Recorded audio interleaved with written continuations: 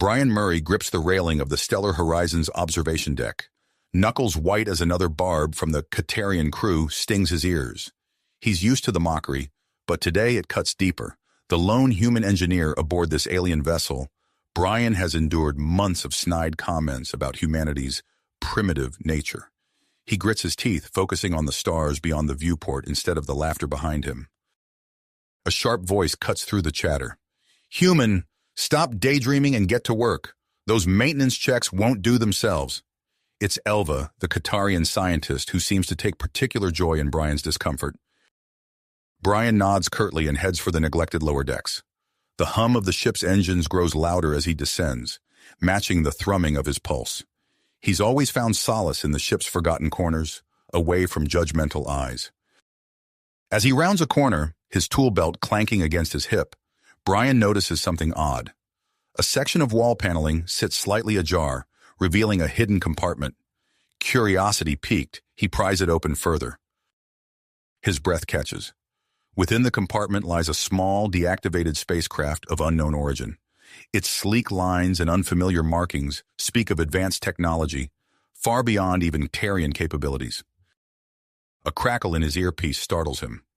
"Murray, what's your status?" the captain's gruff voice demands. Brian hesitates, then replies, "All clear, sir. Just finishing up down here."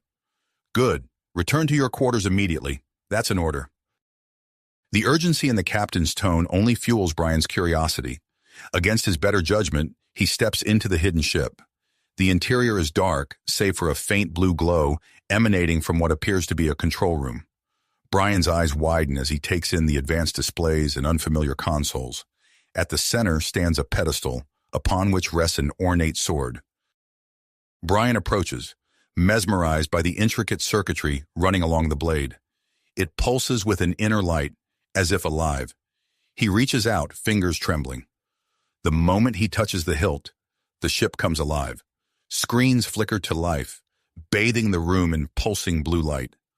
Brian gasps, stumbling back as a holographic interface materializes before him. A melodic voice fills the chamber. "Human DNA detected.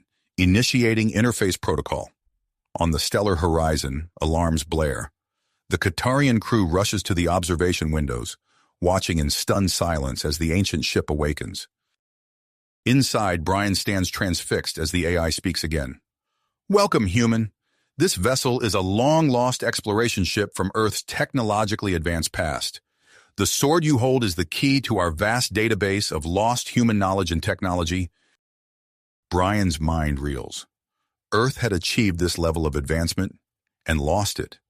The implications are staggering. As the AI continues its explanation, Brian's shock gives way to a growing sense of pride and possibility. He glances at the sword in his hand, then back to the ship around him. A plan begins to form. Outside, Elva watches the pulsing lights of the ancient vessel with narrowed eyes. Something has changed, and she's determined to uncover the truth behind this human and the secrets he's stumbled upon. Brian's fingers trembled as he lowered the sword, his mind blown from the implications of what he'd just learned. The ship's AI hummed softly, awaiting further input. He took a deep breath, steadying himself against the control panel. How do I access this knowledge?" he whispered, half to himself. The AI responded immediately, its melodic voice filling the chamber. "Direct neural interface activated. Please relax your mind, Brian Murray." A tingling sensation spread from the hilt of the sword, racing up his arm and into his skull. Brian gasped as information flooded his consciousness. Schematics, historical records, advanced theories in physics and engineering. It was overwhelming, yet exhilarating. Hours passed in what felt like minutes. Brian's eyes snapped open, his brain buzzing with newfound knowledge. He glanced at his wrist display, realizing he'd been inside the hidden ship far longer than intended. "I have to get back," he muttered, reluctantly setting the sword down. "But I'll return soon." As Brian slipped out of the hidden compartment, he nearly collided with Elva. The Tarian scientist's eyes narrowed suspiciously. "What are you doing down here, human?" she demanded. Brian's mind raced, drawing on his newly acquired strategic thinking. "I was double-checking some power conduits. There were fluctuations earlier. Elva's antenna twitched, but before she could respond, the ship's alarm system blared to life. Captain Drelna's voice crackled over the intercom. "All hands to battle stations. Zarkol battlecruiser approaching." Elva's suspicions were momentarily forgotten as they rushed to their posts. Brian's heart pounded as he entered the bridge, seeing the massive Zarkol ship looming on the main view screen. Captain Drelna barked orders, his scaled skin glistening with tension. "Shields up! Weapon systems online!" Brian stepped forward, surprising himself with his own confidence. "Captain, if I may, I have some ideas that might improve our shields." The Katarian captain's head swiveled towards him, eyes narrowing. "This is hardly the time for experimentation, human." "Trust me, sir," Brian insisted, his fingers already flying over a nearby console. "I can boost our shield efficiency by at least 30%. Drelna hesitated, then nodded curtly. "Make it quick." Brian's mind raced as he input commands, seamlessly blending his new knowledge of ancient human tech with the Katarian systems. He disguised the upgrades as clever reconfigurations of existing technology, all while feeling Elva's suspicious gaze on his back. The Zarkol ship opened fire, energy beams lancing towards the stellar horizon. The bridge crew braced for impact, but the enhanced shields held firm, deflecting the attack with surprising ease. "Shields at 95%, the tactical officer reported, disbelief evident in his voice. "Minimal damage sustained." Captain Drelna's eyes widened, then narrowed as he glanced at Brian. "Impressive. Now let's see how we fare on the offensive." As the battle raged, Brian suggested unconventional maneuvers, drawing on combat strategies he'd absorbed from the ancient AI. The stellar horizon danced through space, outmaneuvering the larger Zarkol cruiser and landing precise hits on its vulnerable points. Within minutes, the Zarkol ship's weapons were disabled. Its commander, War Chief Grok, snarled threats as he ordered a retreat. The bridge of the stellar horizon erupted in cheers as the enemy vessel limped away. Captain Drelna silenced the celebration with a raised hand. "Well done, everyone, especially you, Murray. Your innovations were crucial to our victory." His tone held a mix of gratitude and suspicion. "However, I believe some explanations are in order." Before Brian could respond, Elva stepped forward. "Captain, I've been researching human history, and I've found some discrepancies in our records. I believe there's more to Earth's past than we've been led to believe." Drelna's antenna twitched with interest. "Is that so? Perhaps you and Murray should compare notes. But first," he turned to the helm. "Set a course for Taria Prime. The High Council needs to be informed of these developments." As the stellar horizon changed course, Brian felt a knot form in his stomach. He caught Elva's eye, sensing an opportunity and a risk. "Elva," he said quietly as the bridge crew dispersed, "I think we need to talk." She nodded, her expression unreadable. "Indeed we do, human. Indeed we do." As they left the bridge, Brian's mind raced. He had precious little time to master the ancient human technology and uncover the truth about Earth's forgotten past. With the sword and its AI hidden away in the bowels of the ship and Kataria Prime looming on the horizon, Brian knew the real challenges were only just beginning. Brian and Elva found an empty conference room, away from prying eyes and ears.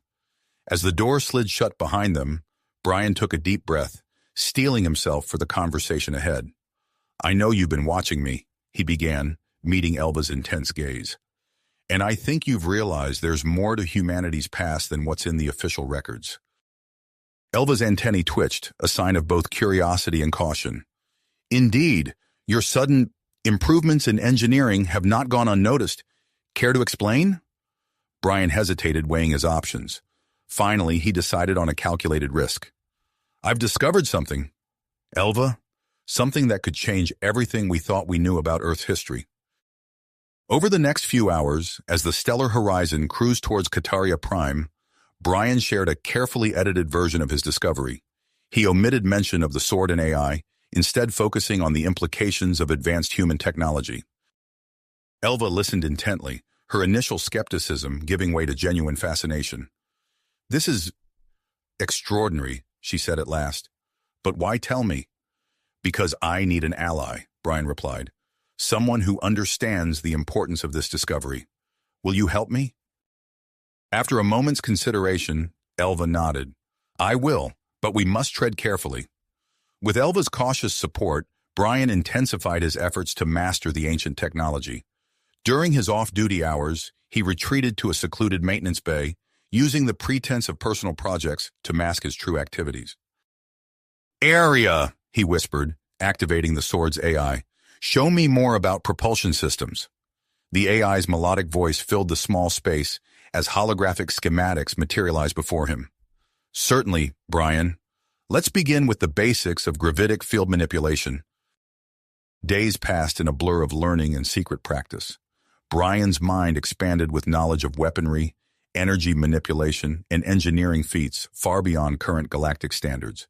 He struggled to contain his excitement, knowing that each new piece of information could revolutionize space travel and exploration. His improved skills didn't go unnoticed. Kroll, the ship's chief engineer, approached Brian one evening as he was leaving his makeshift study area. Murray, Kroll's gravelly voice echoed in the corridor. A word. Brian's heart raced, fearing his secret had been discovered. Yes, sir.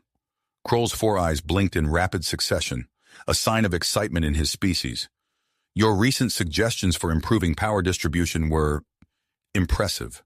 I have a proposition for you. The chief engineer explained his plan to upgrade the Stellar Horizons warp drive, a project that had stumped the engineering team for months. I want you on this, Murray. Your fresh perspective could be exactly what we need. Brian's mind whirled with possibilities. The knowledge from Area could easily solve the warp drive issues, but using it risked exposing his secret. Yet the opportunity to significantly improve the ship's capabilities was too tempting to pass up. I'd be honored, sir, Brian replied, already formulating a plan to implement the upgrades while obfuscating their true origin. As Brian threw himself into the warp drive project, Elva continued her own investigation. She pored over historical records, cross-referencing data and searching for inconsistencies. Her breakthrough came in the form of an obscure reference to a human outpost in a nearby star system. Elva wasted no time in presenting her findings to Captain Drelna. Sir, I believe this could provide invaluable insights into human technological advancements, she argued, her antennae quivering with barely suppressed excitement. Drelna's scaled brow furrowed as he considered the request. We have orders to return to Kataria Prime, scientist Elva. A brief detour, Captain, Elva pressed. The potential benefits far outweigh the delay. After a tense moment, Drelna nodded. Very well, but make it quick. As the Stellar Horizon altered course, Brian felt a mix of anticipation and dread.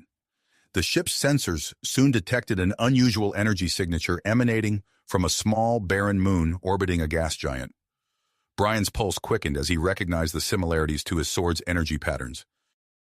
Captain, he said, stepping forward, request permission to join the away team. Drelna's eyes narrowed, but he nodded. Granted, you'll accompany scientist Elva and security chief Garn.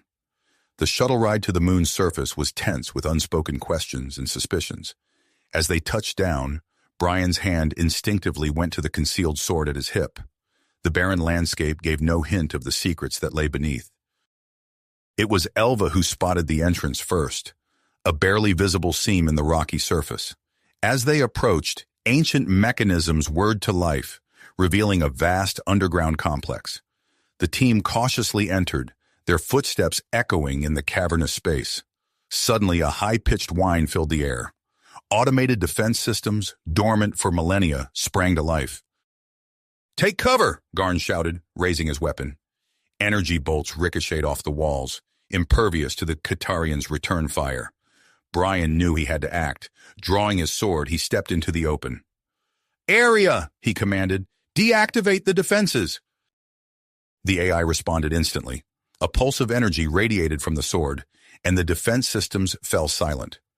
Garn and Elva stared at Brian in shock. What? How did you do that? Elva demanded.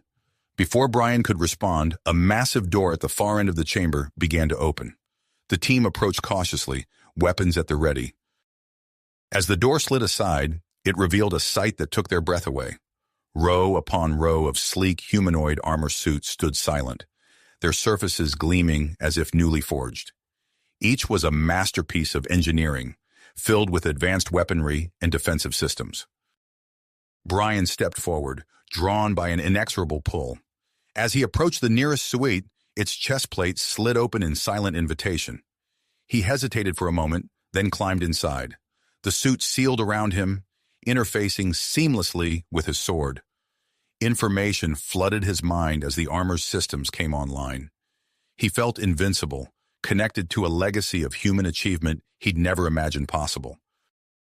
Suddenly, alarms blared throughout the complex. A computerized voice announced, "Warning! Multiple hostile vessels detected in orbit. Planetary defenses activating." Brian's heart raced as he realized the implications. "We need to get back to the ship," he said, his voice amplified by the suit's speakers. "Now!" As they rushed back to their shuttle, Brian's mind whirled with possibilities and dangers. The power of humanity's forgotten past was awakening, and he stood at the center of a storm that threatened to reshape the galaxy. Entire galaxy. As Brian and his team raced back to the stellar horizon, the enormity of their discovery greatly troubled on their minds. They barely made it back to the ship before Captain Drelna ordered an emergency departure from the moon's orbit. The stellar horizon's engines roared to life, propelling them away from the ancient human outpost, just as multiple Zarkol vessels dropped out of warp space. "Battle stations!" Drelna's voice boomed across the ship's intercom. "All hands prepare for combat." Brian sprinted to the bridge, his newly acquired armor clanking with each step. As he burst through the doors, the main view screen displayed a terrifying sight. A fleet of Zarkol warships, their weapons primed and aimed directly at the stellar horizon. "How did they find us?" Elva asked, her antennae twitching nervously. "They must have detected the energy signature from the outpost," Brian replied, his mind racing. "Captain, permission to lead a team on a spacewalk assault? These suits are designed for combat in vacuum." Drelna's eyes narrowed, considering the audacious plan. After a moment's hesitation, he nodded. "Do it. But be careful, Murray. We don't fully understand that technology yet." Brian assembled a small team of Katarian volunteers, quickly briefing them on the armor's capabilities as they made their way to the airlock. With a hiss of depressurization, they launched themselves into the void of space, using the suit's built-in propulsion systems to navigate towards the nearest Zarkol ship. The battle erupted around them, energy weapons lancing between the vessels. Brian's team moved with incredible speed and precision, their advanced weaponry tearing through the Zarkol's outer defenses. They disabled weapon systems, engines, and communication arrays with surgical precision. Inside his armor, Brian felt a rush of exhilaration. The ancient human technology performed flawlessly, allowing him to dance through the debris-filled space with ease. His team followed his lead, their Katarian military training melding seamlessly with the capabilities of their new armor. As they disabled their third Zarkol ship, Brian noticed a change in the enemy's tactics. The remaining vessels began to concentrate their fire on a specific section of the stellar horizon's hull. "They're targeting the maintenance bay we launched from," Brian shouted into his comm. "Captain, they're trying to cut off our retreat." Before Drelna could respond, a barrage of energy weapons struck the stellar horizon. The ship's shields flickered and failed, allowing the attack to punch through the hull. Alarms blared as atmosphere vented into space.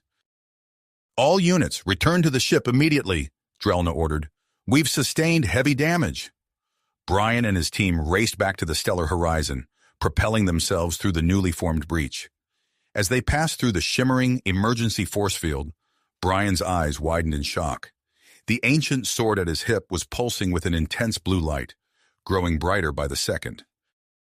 Without warning, a holographic interface sprang to life around the sword's hilt.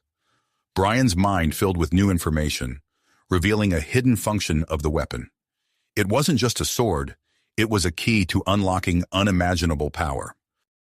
Acting on instinct, Brian raised the sword above his head. "Everyone, brace yourselves," he shouted. He activated the newly discovered function, and a wave of energy burst forth from the blade. It expanded rapidly, enveloping the entire stellar horizon in a shimmering blue force field. The Zarkol's weapons fire splashed harmlessly against the barrier, unable to penetrate the ancient human technology. On the bridge, the Tarian crew watched in awe as their ship became invulnerable to the enemy assault. Captain Drelna wasted no time seizing the advantage. "All weapons, fire at will!" he commanded. "Target their primary systems." The Stellar Horizons weapons, enhanced by Brian's earlier modifications, tore through the Zarkol fleet's defenses. Ship after ship fell silent, their systems overloaded by the superior firepower. On the lead Zarkol vessel, War Chief Grok snarled in frustration. His mandibles clicked rapidly as he assessed the situation. With half his fleet disabled and the Stellar Horizon now impervious to their attacks, he knew the battle was lost. "All ships, initiate emergency warp jumps," Grok ordered, his voice filled with scarcely controlled rage.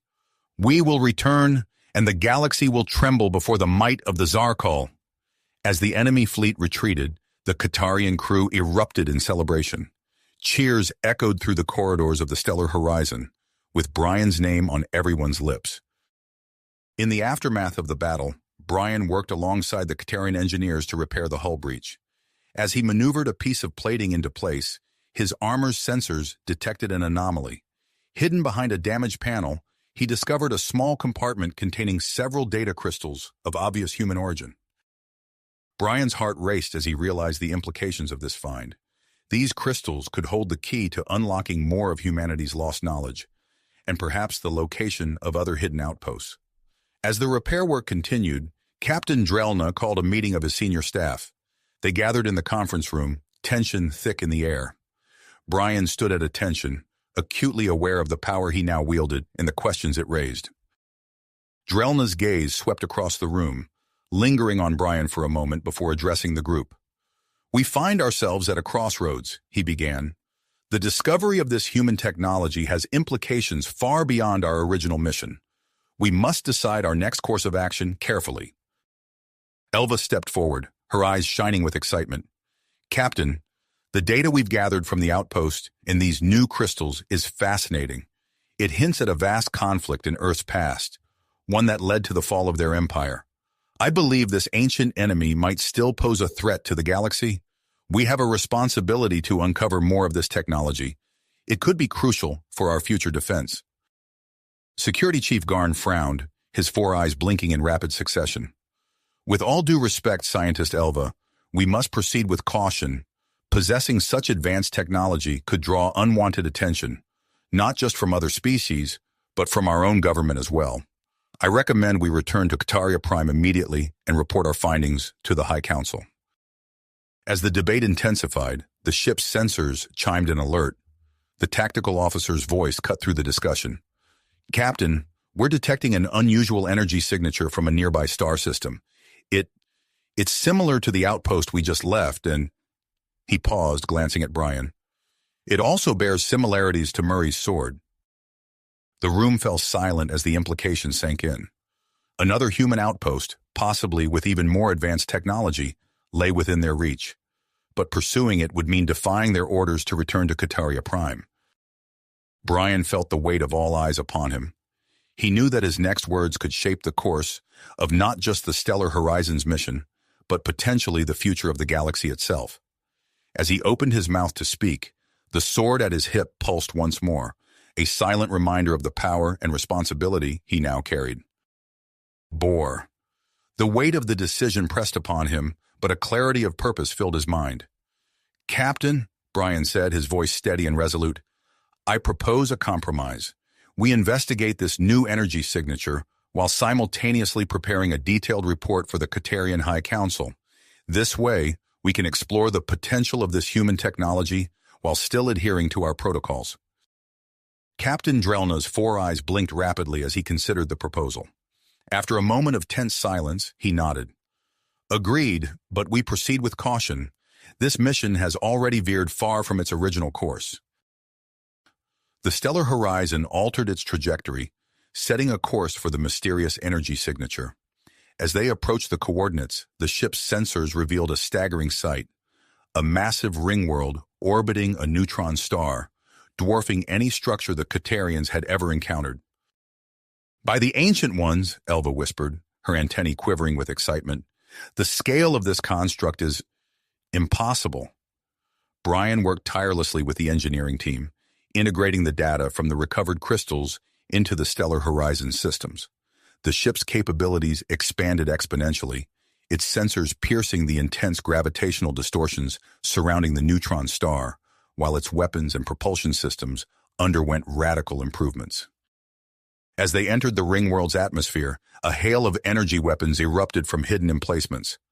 Brian's hand flew to his sword, activating the ship-wide energy shield. The attacks dissipated harmlessly against the shimmering barrier. "All hands, brace for landing," Captain Drellona ordered as they approached a vast platform jutting from the Ringworld's inner surface. Brian led the away team, composed of Elva, Security Chief Garn, and a contingent of Katarian scientists and security personnel. Each member wore the recovered human power armor, their movements fluid and precise as they disembarked. The scale of the structure was even more apparent on the ground. Gleaming metal spires stretched impossibly high, disappearing into the artificial sky above. As they ventured deeper into the complex, signs of ancient conflict became evident. Scorch marks marred the walls, and the remains of robotic defenders lay scattered about, their metallic bodies frozen in final poses of defiance. What kind of battle could have caused this level of destruction? Garn mused, his weapon at the ready. They pressed on, navigating through vast chambers and winding corridors. Brian's sword pulsed with increasing frequency, guiding them towards the heart of the facility. Finally, they reached a massive set of doors, emblazoned with an intricate geometric pattern. As Brian approached, his sword vibrated intensely. The doors slid open with a pneumatic hiss, revealing the central control room of the Nexus Forge. The chamber was a marvel of engineering, filled with holographic displays and pulsing energy conduits. In the center stood a raised platform, clearly designed for a human operator. Brian stepped forward, his armor interfacing seamlessly with the ancient systems. A flood of information cascaded through his mind as Area processed the data. Holographic screens flickered to life, revealing the true nature of the Nexus Forge. It wasn't merely a superweapon, but a device capable of manipulating the very fabric of reality. This is beyond anything we could have imagined," Brian breathed, his voice filled with awe. Suddenly, alarms blared throughout the complex. An automated message echoed through the chamber, its tone urgent and foreboding. "Warning, Void Harbinger vessels detected. Nexus Forge activation protocols initiated. All personnel prepare for imminent conflict." Brian's mind raced as he absorbed the implications. The Void Harbingers, the mysterious enemy that had brought down the human empire, were here now. "Captain Drellna," Brian called over the comlink, "we've got incoming hostile vessels. Unknown design, but they match the threat described in the human records." "Acknowledged," Drellna replied, his voice tense. "We're detecting multiple ships entering the system. They're on an intercept course with the Ringworld."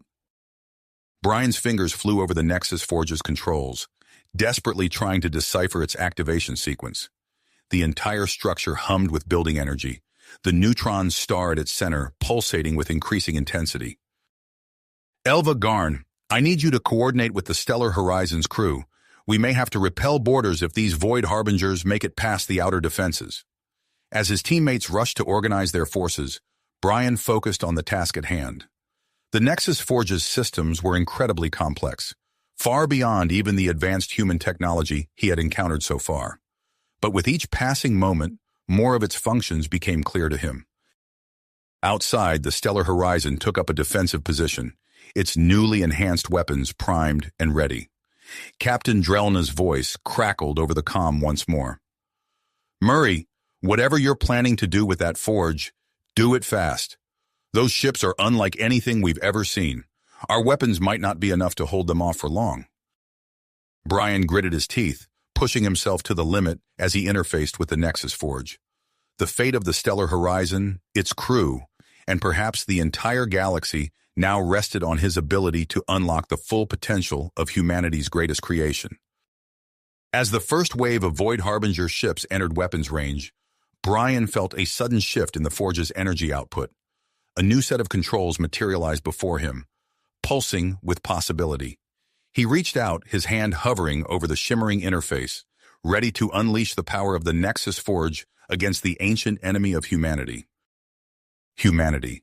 The interface pulsed with an otherworldly energy, urging him to act. Brian's fingers danced across the holographic controls, channeling the immense power of the Nexus Forge. The entire ring-world structure shuddered as the device drew vast amounts of energy from the neutron star at its core. Alarms blared throughout the complex, warning of the approaching Void Harbinger fleet. "Elva, I need you to help me decipher these readings," Brian called out, his voice tense with concentration. "There's too much data for me to process alone." The Qatarian scientist rushed to his side, her antennae twitching as she absorbed the stream of information flooding the holographic displays.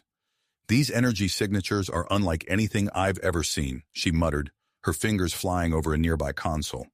"It's as if they're tearing apart the fabric of space-time itself." Outside, the stellar horizon took up a defensive position, its newly enhanced weapons primed and ready. Captain Drelna's voice crackled over the comm once more. "Murray, we've got multiple hostiles incoming. Their technology, it's beyond anything we've encountered." The first wave of Void Harbinger ships entered the system, unleashing a barrage of exotic energy weapons. The space around the ring world warped and twisted, reality itself seeming to bend under the assault. The stellar horizon's enhanced shields flared bright blue, barely holding against the onslaught. Brian gritted his teeth, pushing the Nexus Forge to its limits. A shimmering field of energy expanded outward from the ring world, stabilizing the space-time distortions caused by the Void Harbinger weapons. But the strain on the ancient human technology was immense. "Captain, I've managed to create a localized field to counter their attacks," Brian reported, sweat beading on his forehead. "But I can't maintain it indefinitely. We need a way to strike back." As if in response to his words, a new set of controls materialized before him. Brian's eyes widened as he realized the true potential of the Nexus Forge. With careful precision, he manipulated the device's energy output, focusing it into a tight beam. A blinding lance of pure energy erupted from the ring world, spearing through one of the Void Harbinger vessels. The alien ship disintegrated instantly, leaving behind a rapidly collapsing spatial anomaly. "Direct hit," Garn's voice shouted over the comm. "But more hostiles are inbound. We can't keep up with their numbers." Captain Drelna's voice cut through the chaos. "All nearby systems, this is Captain Drelna of the Qatarian vessel Stellar Horizon. We are facing an existential threat to the entire galaxy, requesting immediate reinforcements at these coordinates." As the battle intensified, Elva made a startling discovery. "Brian, I've decrypted some of the ancient human files," she said, her voice filled with a mixture of awe and horror. "The Void Harbingers, they're extra-dimensional beings that consume entire galaxies. The human empire fought a war against them and created this forge as a last resort." The implications of her words sank in as Brian continued to operate the Nexus Forge.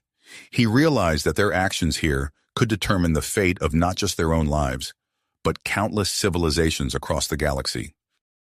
Suddenly, alarms blared with renewed urgency. "Multiple breaches detected," the automated system announced. "Void Harbinger entities have bypassed outer defenses." Security Chief Garn's voice came through, strained but determined. "I'm leading a team to repel the borders. These things, they're passing through solid matter like it's nothing. The power armor is our only effective defense."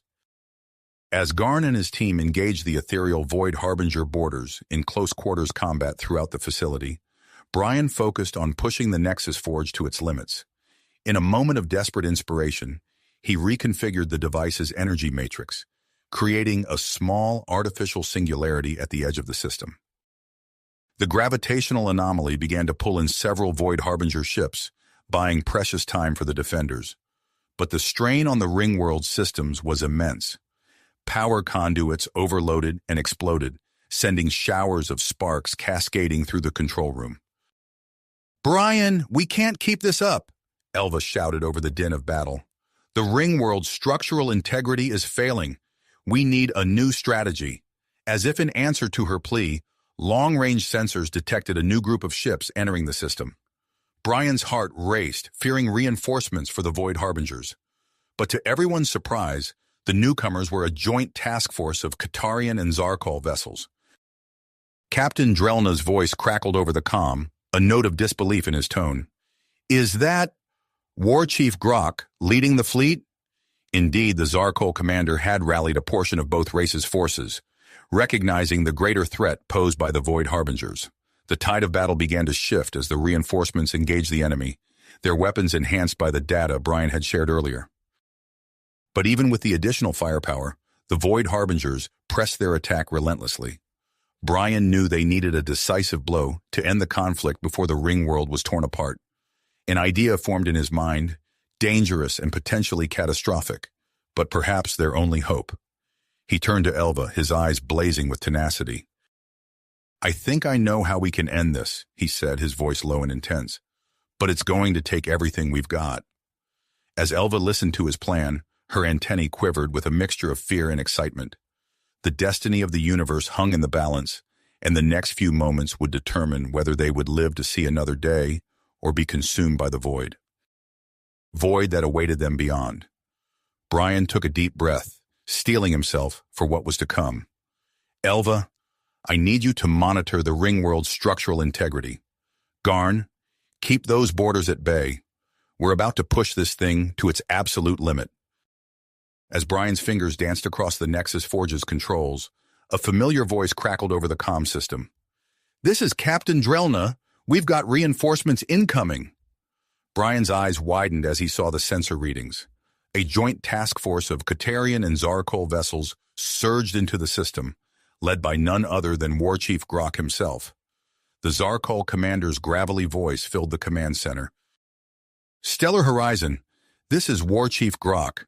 We've come to lend our strength against this galactic threat." Captain Drelna's voice betrayed a mix of relief and surprise. "War Chief, your timing couldn't be better. We're coordinating our defense of the Ringworld now." As the combined fleet engaged the Void Harbinger ships, Brian felt a surge of hope. The human-enhanced weapons of the Allied vessels tore through the otherworldly defenses of their enemies, leaving trails of spatial distortions in their wake.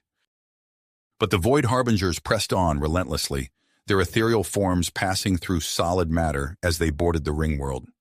Security Chief Garn's voice came through, strained but determined. "Murray, we're holding them back, but barely. These power suits are the only thing keeping us in the fight." Brian nodded, even though Garn couldn't see him. "Keep it up, Chief. I've got an idea, but it's going to take some time." He turned to Elva, his eyes blazing with intensity. "We need to reconfigure the Stellar Horizon's warp core. If we can link it with the Nexus Forge, we might be able to generate a wormhole large enough to swallow their entire fleet." Elva's antennae twitched as she processed the implications. "That's incredibly risky. The power requirements alone could tear the ring world apart." "It's our only shot," Brian replied, already reaching out to the Stellar Horizon's engineering team. As Brian and Elva worked feverishly to implement their plan, the battle raged on multiple fronts. In space, Captain Drelna coordinated a series of lightning-fast strikes against the Void Harbinger fleet. The Stellar Horizon darted between larger enemy vessels, its human-enhanced shields flaring bright blue as it weathered return fire. War Chief Grok, piloting his own battlecruiser, led a daring assault on one of the larger Void Harbinger ships. The Zarkal commander's tactical brilliance, combined with the advanced weaponry, resulted in a spectacular explosion that momentarily lit up the battlefield. Inside the ring world, Garn and his security team fought a running battle against the incorporeal Void Harbinger boarding parties. The human power armor allowed them to engage the ethereal entities, their energy weapons leaving sizzling trails in the air. Elva, splitting her attention between assisting Brian and monitoring the Ringworld systems, used her access to create virtual barriers and traps. She funneled the invaders into kill zones, where Garn's team could pick them off with brutal efficiency. As the wormhole generation process began, the entire Ringworld shuddered. Warning klaxons blared throughout the structure as power conduits strained under the immense load. Brian gritted his teeth, pushing the Nexus Forge to its absolute limit. Suddenly, a new signal cut through the chaos of battle. A sleek advanced vessel of unmistakably human design dropped out of warp space. Its commander's voice filled the command center. "This is Admiral Marcus Chen of the Human Reclamation Fleet. We picked up your distress call and came as fast as we could." Brian's heart leapt at the sound of another human voice.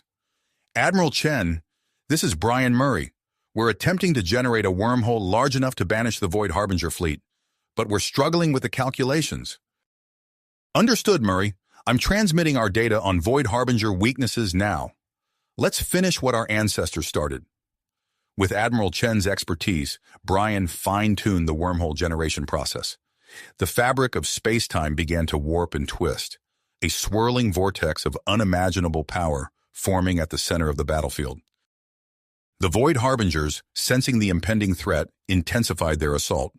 Their otherworldly weapons focused on the Nexus Forge's location, causing sections of the ancient ring world to buckle and crack. As the massive wormhole stabilized, its gravitational pull began to drag the enemy fleet towards oblivion. But the strain on the ring world was catastrophic. Power conduits exploded in showers of sparks, and entire sections of the structure began to break apart. Brian watched in horror as the sensor readings showed critical damage spreading throughout the ring world. He faced an impossible choice: maintain the wormhole to ensure all Void Harbinger ships were banished, or shut it down to save the ring world and the Allied fleet. Time seemed to slow as Brian's hand hovered over the Nexus Forge's controls. The fate of the battle, and potentially the entire galaxy, hung in the balance. With a deep breath, he prepared to make his decision, knowing that whatever choice he made would change the course of history forever. Brian's hand moved decisively, pressing down on the Nexus Forge's controls. He had made his choice. The wormhole would be maintained, even at the cost of the ring world. "Elva, divert all power to the wormhole generator," Brian shouted over the cacophony of alarms and explosions. "We need to finish this." The Qatarian scientist's fingers flew across her console, rerouting every available joule of energy to the Nexus Forge. The massive structure groaned and shuddered as its power conduits strained under the immense load. Admiral Chen's voice crackled through the comm system. "Murray, we're detecting a massive surge in gravitational forces. The Void Harbinger fleet is being drawn in." Brian watched the sensor displays, his eyes hardened tight. The swirling vortex of the wormhole grew larger, its pull intensifying with each passing second. Enemy ships, caught in its inexorable grip, tumbled end over end as they were dragged towards oblivion. But the Void Harbingers weren't going quietly. A barrage of otherworldly energy weapons lanced out from their remaining vessels, focusing on the Nexus Forge's location. The ancient ring world buckled under the assault, massive chunks of its structure breaking free and plummeting towards the neutron star below. "Structural integrity at critical levels," Elva shouted, her antenna quivering with stress. "We can't maintain this for much longer." As if in response to her words, a deafening crack echoed through the control center. A fissure opened in the floor, stretching from one end of the room to the other. Brian stumbled, nearly losing his footing as the entire section began to tilt. Captain Drelna's voice cut through the chaos. "All Allied forces, this is Captain Drelna. The ring world is breaking apart. Initiate immediate evacuation protocols." Brian glanced at Elva, seeing his own mix of grit and fear mirrored in her eyes. They both knew they couldn't abandon their posts, not when victory was so close. Suddenly, the comm system crackled to life once more. "Murray, this is War Chief Grok. My team is en route to your location. Hold your position." A flicker of hope ignited in Brian's chest. He turned back to the Nexus Forge's controls, pushing the ancient device beyond its limits. The wormhole expanded further, its maw now large enough to swallow entire Void Harbinger capital ships. The last of the enemy fleet vanished into the swirling vortex, leaving behind a sea of spatial distortions and debris.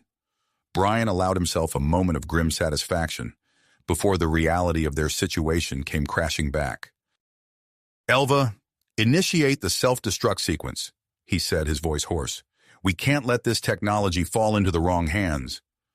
The Tarian scientist nodded, her fingers dancing across the console one last time. Warning klaxons blared with renewed urgency as the Nexus Forge's power core began its final, catastrophic overload. The floor beneath them lurched violently, nearly sending both Brian and Elva sprawling. Through the viewports, they could see massive sections of the ring world breaking apart, drawn inexorably towards the neutron star. Just as it seemed their time had run out, the doors to the control center burst open. War Chief Grok, clad in his imposing battle armor, strode in, flanked by a team of Zarkol warriors. "Time to go, humans," Grok growled, his gravelly voice carrying an unmistakable note of respect. Brian grabbed the ancient sword, still humming with latent energy, and helped Elva to her feet. Together, they raced through the disintegrating structure, guided by Grok's team. Debris rained down around them, and more than once they had to leap across widening chasms as the floor gave way beneath their feet. They reached Grok's ship just as another massive tremor shook the ring world. The vessel's engines roared to life, skillfully piloted by a Zarkol helmsman who wove through the chaos of falling debris and spatial distortions. As they pulled away from the doomed structure, Brian watched through a view screen as the ring world's final moments played out. The massive construct, a testament to humanity's ancient might, broke apart into countless fragments. These were drawn into the neutron star, which collapsed in on itself, forming a black hole that devoured everything in its vicinity. The wormhole, its energy source depleted, began to close. With a final blinding flash of light, it sealed shut, taking the last traces of the Void Harbinger fleet with it. Grok's ship joined the retreating Allied fleet, a motley assortment of human, Katarian, and Zarkol vessels. Brian's heart clenched as he saw the stellar horizon, its hull breached in multiple places, limping along on auxiliary power. "Captain Drelna," Brian called over the comm, "what's your status?" There was a moment of static before the Katarian captain's voice came through, strained but alive. "We're evacuating now, Murray. The warp core's gone critical. We can't save her." Brian watched as shuttles and escape pods streamed from the stellar horizon. The ship that had been his home for the past months drifted away from the fleet, its systems failing one by one. As the Allied vessels jumped to warp, putting distance between themselves and the newly formed black hole, Brian felt the weight of everything they had lost. The ring world, the Nexus Forge, the stellar horizon, all gone, but they had won. The Void Harbingers had been banished, at least for now. Admiral Chen's voice came over the fleet-wide channel. "All ships, regroup at these coordinates. We have much to discuss." Brian looked around at the survivors crowded into Grok's ship. Elva, still monitoring data on her pad. Garn, his armor scorched and dented. And the Zarkol warriors, their expressions a mix of exhaustion and triumph. They had all been changed by this experience, forged into something new by the crucible of battle. As the stars streaked by outside, Brian's mind raced with questions. What would this new alliance mean for the galaxy? What other secrets of humanity's past were waiting to be uncovered? And most pressingly, was this truly the end of the Void Harbinger threat? One thing was certain. Their journey was just getting started. As Grok's ship followed the fleet to the rendezvous point, Brian gripped the ancient sword tightly, ready to face whatever challenges lay ahead. Brian's grip on the ancient sword tightened as he steeled himself for the challenges that lay ahead. The Allied fleet set a course for Kataria Prime, their ships forming a protective formation around the vessels carrying refugees from the destroyed ringworld. As they traveled through the vast expanse of space, Brian found himself summoned to a private meeting aboard the Human Reclamation Fleet's flagship, the HS Phoenix. Brian's breath caught in his throat as he stepped onto the bridge of the Phoenix. The sleek, advanced design was a stark contrast to the patchwork technology of the stellar horizon. Admiral Marcus Chen, a tall man with sharp features and graying hair, stood at the center of the command deck. "Mr. Murray," Chen said, extending his hand. "Welcome aboard. We have much to discuss." The Admiral led Brian to a secure briefing room where holographic displays flickered to life, showing star charts and complex schematics. Chen's expression grew serious as he began to speak. "What I'm about to tell you is classified at the highest level," he said, his voice low. "The Human Reclamation Fleet isn't just a rescue operation. We're part of a centuries-long plan to restore humanity's place in the galaxy." Brian listened intently as Chen revealed the existence of a hidden network of human outposts scattered throughout known space. These bases, Chen explained, were established as fail-safes by the ancient human empire, designed to aid in humanity's eventual resurgence. And this, Chen said, gesturing to the sword at Brian's hip, is the key to it all. It's not just a weapon, it's a database and access key for the entire network. Brian's mind reeled at the implications. You want me to find these outposts? Chen nodded. You've proven yourself capable, Murray, and more importantly, you've shown that you understand the importance of cooperation with other species. We need someone who can navigate the political minefield we're about to enter. As if on cue, the ship's intercom crackled to life. Admiral, a voice said urgently, we're receiving reports of an altercation in the main hangar bay. War Chief Grok is demanding access to the recovered human technology. Chen's teeth clenched. It's already starting, he muttered. Murray, come with me. It's time to put your diplomatic skills to the test. They hurried to the hangar bay, where they found War Chief Grok, his massive frame dominating the space as he faced off against a group of human security officers. Captain Drelna stood between them, her antennae twitching nervously as she tried to mediate.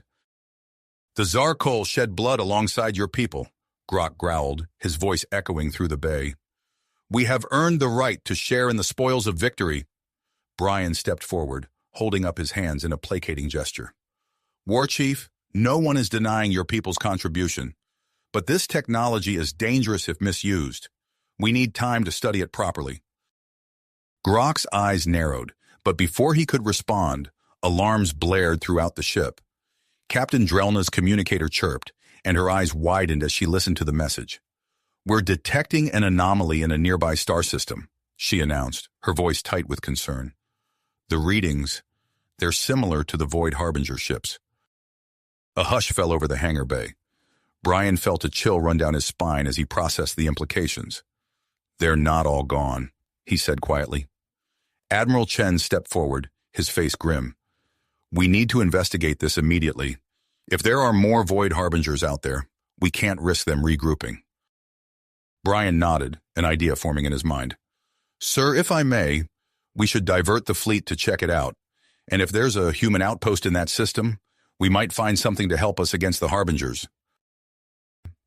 The suggestion sparked a heated debate among the leaders. Chen supported the plan, while Drelna argued for continuing to Kataria Prime. Grok, sensing an opportunity, threw his support behind Brian's proposal. As the argument intensified, Brian felt a sudden tingling sensation in his neural link with Arya. The AI's voice, faint but clear, whispered in his mind. Brian, I'm detecting a transmission from the anomaly. It's using an ancient human encryption. Brian's heart raced as he relayed this information to the others. The revelation tipped the scales, and soon the Allied fleet was altering course, heading towards the mysterious signal and the potential threat that awaited them. As they approached the star system, the fleet's sensors revealed a massive debris field orbiting a dying star. Fragments of another ringworld structure drifted in the void, a grim reminder of the ancient human empire's fall. Amidst the destruction, a small, intact section caught their attention, the source of the encrypted transmission. Brian found himself leading a joint team to investigate the section. As their shuttle approached, he pressed his face to the viewport, his eyes widening at the sight before them. Swarms of smaller Void Harbinger entities drifted among the debris, seemingly dormant but undeniably present. Look at them, Elva whispered, her voice filled with a mix of fear and scientific curiosity. They appear to be feeding on the energy of the dying star and the ring-world remnants. Garn, checking his weapon for the third time, grunted. Dormant or not, they're a threat. We need to be ready for anything. The shuttle touched down on the intact section, which revealed itself to be another human outpost. Brian approached the sealed entrance, the ancient sword humming with energy in his hand. As he placed it against the door, intricate patterns of light spread across the surface, and with a hiss of depressurization, the entrance slid open. The team stepped inside, their flashlights illuminating a vast archive of human knowledge and technology. Holographic displays flickered to life, responding to Brian's presence. As they explored deeper into the outpost, Brian felt a growing sense of excitement and trepidation. "This is incredible," he breathed, examining a console that displayed information about the Void Harbingers. "Look at this. It says there's a specific frequency that disrupts their extra-dimensional nature. We could use this to force them back to their home dimension." Before they could fully process this breakthrough, the outpost shuddered violently. Warning klaxons blared as the team struggled to maintain their footing. "Energy surge detected from the star," Elva shouted, her fingers flying over a sensor panel. "The Void Harbinger entities, they're waking up." Brian's mind raced as he assessed their options. They needed more time to gather information and develop a weapon using the Void Harbinger's weakness. But the imminent attack threatened not just their mission, but the entire Allied fleet. As the situation escalated, Brian realized the weight of the moment. The knowledge within this outpost could be the key to defeating the Void Harbingers and restoring humanity's place in the galaxy. But first, they had to survive the impending onslaught. "Garn, secure our exit," Brian ordered, his voice steady despite the chaos. "Elva, download everything you can about that frequency. War Chief Grok, we need your warriors to buy us time." As the team sprang into action, Brian turned his attention to the outpost's defense systems. The choices he made in the next few moments would shape the future of not just humanity, but the entire Allied force. With a deep breath, he began to work, the ancient sword pulsing with energy at his side as the first wave of awakened Void Harbingers approached the outpost. Outpost began to shudder. The ancient structure groaned under the strain of awakening forces, and Brian knew their time was running out. "Everyone, move!" he shouted, his voice cutting through the cacophony of alarms. "We need to secure that data and get out of here." The team sprang into action, their movements sharp and precise despite the chaos erupting around them. Elva's fingers flew across the console, initiating a massive data transfer to their portable devices. The screens flickered with an endless stream of information about the Void Harbingers, including the crucial frequency that could disrupt their extra-dimensional nature. Brian's mind raced as he processed the influx of information through his neural link with Area. The AI's voice, a steady presence amidst the turmoil, helped him filter and analyze the data in real time. "Brian, I've identified the key components needed to weaponize the disruptive frequency," Arya reported. "We'll need to modify the outpost's energy emitters to broadcast it effectively." As Brian worked to reconfigure the emitters, a series of loud clicks and whirs filled the air. The team turned to see a group of sleek metallic forms emerging from hidden compartments in the walls and floor. "Combat drones!" Garn exclaimed, his weapons snapping up instinctively. "Wait!" Brian called out, recognizing the ancient human design. "They're on our side. The outpost's automated defenses are activating." The drones surged past them, forming a protective barrier at the entrance of the facility. Outside, they could hear the screeching of awakening Void Harbinger entities, their otherworldly cries sending chills down their spines. War Chief Grok, his massive frame tense with anticipation, turned to his Zarkal warriors. "Form up," he bellowed. "We will hold this position and cover the humans while they complete their work. Show these abominations the might of the Zarkal." The Zarkal warriors, their eyes gleaming with fierce willpower, took up defensive positions alongside the combat drones. The fusion of ancient human technology and Zarkal battle prowess created a formidable first line of defense. Captain Drelna's voice crackled over the comm system. "Murray, we're detecting massive energy fluctuations from the Void Harbinger swarm. Whatever you're doing down there, do it fast. We're preparing for immediate extraction and potential large-scale engagement." Brian nodded, even though Drelna couldn't see him. "Understood, Captain. We're almost there." With a final burst of effort, Brian completed the modifications to the energy emitters. The devices hummed to life, radiating a strange, pulsing energy that made the air feel thick and heavy. "It's working," Elva confirmed, checking the readings on her pad. "But the range is limited, and it's drawing a lot of power." Brian's eyes darted to the viewport, where he could see the dying star pulsing ominously in the distance. An idea struck him, as dangerous as it was brilliant. "We need to amplify the signal," he said, his voice tight with urgency. "If we can use the star's energy to boost the frequency, We might be able to affect the entire swarm at once. He quickly relayed the plan to Admiral Chen aboard the HSS Phoenix. There was a moment of tense silence before the Admiral's response came through. "It's risky, Murray, but it might be our only shot. We'll move the Phoenix into position and prepare to channel the star's energy. But be warned, this puts us in a vulnerable position." As Brian acknowledged the order, a new voice interrupted. Cold, artificial, and unmistakably angry. "Unauthorized access detected. Terminating data transfer. Security protocols engaged." The outpost's central AI had awakened, and it was not happy about their presence. Screens throughout the facility flickered to life, displaying a stern, digitized face. "You will cease all activities and surrender the extracted data immediately," the AI demanded. "This facility and its contents are the property of the human empire and are not to be accessed by unauthorized personnel or alien entities." Brian stepped forward, his hand gripping the ancient sword tightly. "Listen to me," he said, his voice firm but respectful. "The human empire is gone. We're facing a threat that could destroy everything. Humans, aliens, the entire galaxy. We need this information to survive." The AI's eyes narrowed, pixels shifting to convey skepticism. "Provide evidence of your claims," it demanded. As Brian engaged in a battle of wits with the obstinate AI, the first wave of Void Harbingers breached the outer defenses.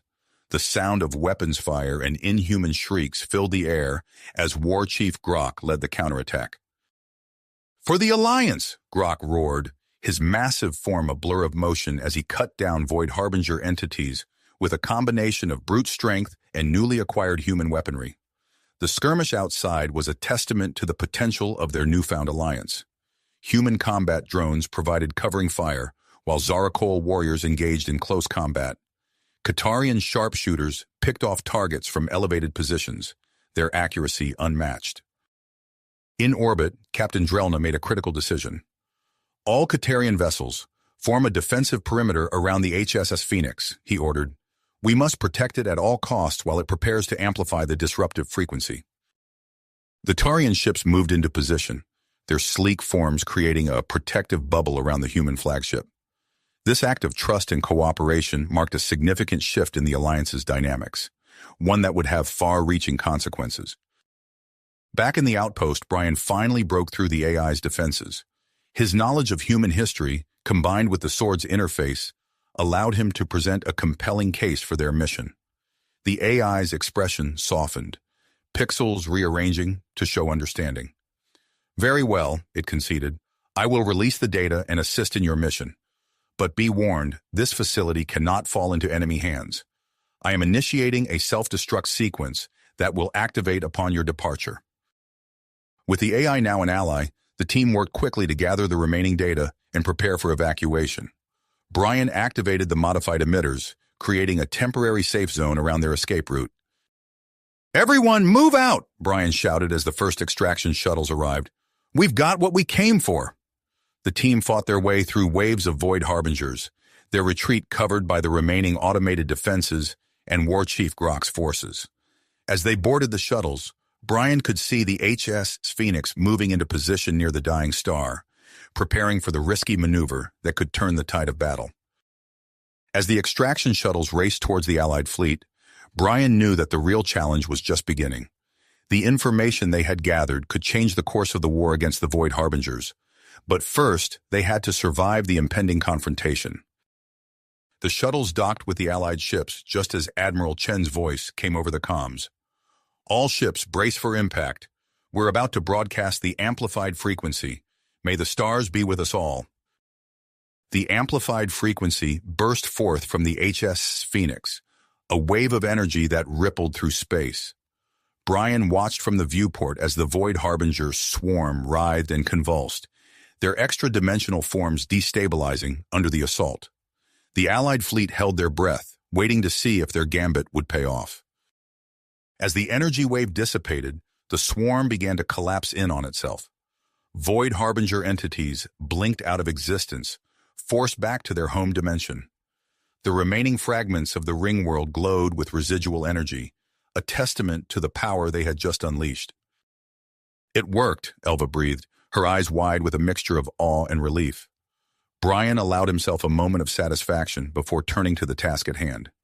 "We need to regroup and assess our situation," he said, his voice steady despite the adrenaline coursing through his veins. Admiral Chen's voice crackled over the comms. "All ships, report status. Prepare for immediate jump to the nearest uninhabited system." As the Allied fleet regrouped and made the jump to safety, Brian's mind raced with the implications of what they had discovered. The ancient human outpost, the weapon against the Void Harbingers. It was clear that humanity's past held the key to the galaxy's future. The fleet emerged in a quiet star system, the ships taking up defensive positions around a gas giant with numerous moons. Brian found himself summoned to the HSS Phoenix for a high-level strategy meeting. As he made his way to the command deck, he could feel the weight of responsibility settling on his shoulders. The conference room was a hive of activity when Brian arrived. Admiral Chen stood at the head of the table, his weathered face etched with concern. Captain Drelna of the Tarians and War Chief Grok of the Zarkol flanked him, along with other key leaders from the Allied forces. "Murray," Chen nodded as Brian took his seat. "We need to discuss our next move." Brian activated his data pad, bringing up the information they had recovered from the outpost. "The facility we found wasn't unique," he began, his voice clear and confident. "There's a network of these outposts scattered across the galaxy, each potentially housing technology and information crucial to our fight against the Void Harbingers." The room erupted into murmurs of excitement and concern. Captain Drelna leaned forward, his antennae twitching with interest. "This could change everything," he said. "But we must also consider the risks. Each outpost could be a potential trap or target for our enemies." War Chief Grok slammed his massive fist on the table, silencing the room. "We are warriors," he growled. "We do not shy away from danger. We must seize this opportunity to strike at our foes." As the debate intensified, Brian noticed a figure standing quietly in the corner of the room. The Katarian officer's eyes were fixed on him, studying his every move with calculating intensity. Admiral Chen, noticing Brian's distraction, made introductions. "This is Commander Vex, our Tarian intelligence liaison. Commander, your thoughts on the situation?" Vex stepped forward, his movements fluid and precise. "While the potential benefits of exploring these outposts are clear," he began, his voice cool and measured, "we must also consider the broader implications. The rapid advancement of human technology could significantly alter the balance of power in our galaxy. The Katarian High Council will want to be fully informed before we proceed with any further exploration." The room fell silent as the implications of Vex's words sank in. Brian could feel the tension rising, the fragile alliance straining under the weight of competing interests and ancient mistrust. Before anyone could respond, an urgent transmission cut through the silence. A Zarkol officer's face appeared on the main view screen, his expression grim. "War Chief, Allied leaders," he began, "our long-range sensors have detected a massive energy signature several light-years from our position. The readings are consistent with Void Harbinger activity." The news sent a shockwave through the room. Brian's mind raced, analyzing the new information alongside the data from the outposts.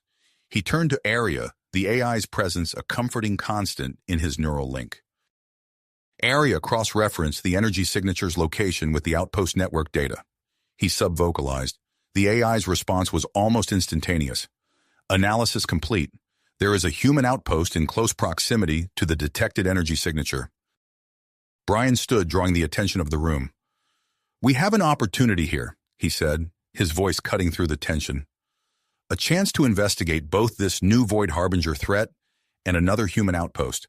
I propose we send a small, elite team to scout the area while the main fleet returns to Kataria Prime to report our findings and gather reinforcements."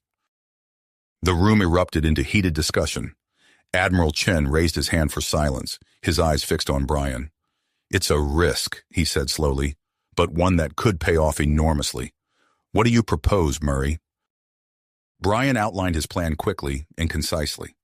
A strike team, comprised of members from each allied species, would take a newly refitted scout ship to investigate the energy signature and the nearby outpost. The main fleet would continue to Kataria Prime, ensuring that the Alliance leadership was fully informed and prepared for whatever they might discover. After what felt like hours of debate, the Alliance leaders finally agreed to Brian's plan. As the meeting adjourned and preparations began, Brian felt a familiar presence in his mind. "Brian," Arya's voice echoed in his thoughts. "I must warn you. I've detected a hidden subroutine within my programming. There may be more to the human reclamation fleet's agenda than we initially believed." Before Brian could probe further, he was swept up in the flurry of activity as the strike team assembled. He found himself aboard the Starhawk, a sleek vessel that represented the best of human, Katarian, and Zarkal technology. As the Starhawk disengaged from the main fleet and prepared for warp, Brian couldn't shake the feeling that they were on the precipice of something monumental. The stars streaked past the viewport as they accelerated, hurtling towards an uncertain future and the promise of answers hidden in the depths of space. Space. The Starhawk's engines thrummed with power as they raced towards their destination, the energy signature growing stronger with each passing moment. Suddenly, the ship shuddered violently, caught in an invisible grip. Warning lights flashed across the control panels as the Starhawk systems began to shut down one by one. "We're caught in some kind of tractor beam," Elva shouted, her fingers dancing across the controls in a futile attempt to regain control. Brian felt a surge of adrenaline as he realized they were being pulled towards a massive structure that had seemingly materialized out of nowhere. The vast human space station loomed before them, its dark hull etched with intricate patterns that pulsed with an eerie blue light. "All hands, prepare for possible hostile contact," Brian ordered, his voice steady despite the tension in his chest. The strike team moved with practiced efficiency, checking weapons and securing loose equipment as the Starhawk was inexorably drawn into the station's cavernous hangar bay. As they touched down, the ship's systems unexpectedly flickered back to life. The team exchanged puzzled glances as they realized the tractor beam had been part of an automated docking procedure, not a hostile action. "Arya, what can you tell us about this station?" Brian sub-vocalized as he led the team towards the airlock. The AI's voice resonated in his mind. "Limited data available. This appears to be a central hub for the network of human outposts. Designation, Nexus Prime." The team disembarked cautiously, weapons at the ready, into the vast, dimly lit hangar bay. The air was stale, carrying the faint scent of ozone and machinery. Brian unsheathed the ancient sword, its familiar weight comforting in his hand. He pressed the blade against a nearby control panel, feeling the familiar tingle as he interfaced with the station's systems. Emergency lighting flickered to life, revealing the true scale of the hangar. Rows of sleek, alien-looking craft lined the walls, covered in a fine layer of dust. The soft hum of life support systems filled the air as the station slowly awakened from its long slumber. "Fan out and secure the area," Brian commanded. As the team moved to comply, he turned to Elva. "See if you can access any of the station's databases. We need to know what we're dealing with here." As they ventured deeper into the station, signs of recent conflict became apparent. Scorch marks marred the walls, and the remains of advanced combat drones littered the corridors. Brian's unease grew as he accessed the station's security logs through his neural link. "There was an attack," he informed the team, his voice grim. "Unknown intruders tried to breach the station's core, but the automated defenses held them off. We need to be on high alert." The team reached a junction, and Brian made a quick decision. "We'll split up to cover more ground. Grok, take half the team and head to the power core. Assess the station's energy levels and see if you can get any critical systems back online. The rest of you, with me to the central control room." As they separated, Elva caught sight of Grok discreetly pocketing a small pulsing device from a damaged section of the wall. Her eyes narrowed, but she held her tongue, filing the information away for later. Brian's group pressed on, the corridors widening as they approached the heart of the station. The central control room was a marvel of human engineering, with holographic displays flickering to life as they entered. At the center stood a massive quantum supercomputer, its crystalline structure pulsing with an otherworldly light. "By the stars!" Brian breathed, his eyes wide as he took in the treasure trove of information before him. He quickly interfaced with the computer, sifting through terabytes of data in seconds. "This is incredible.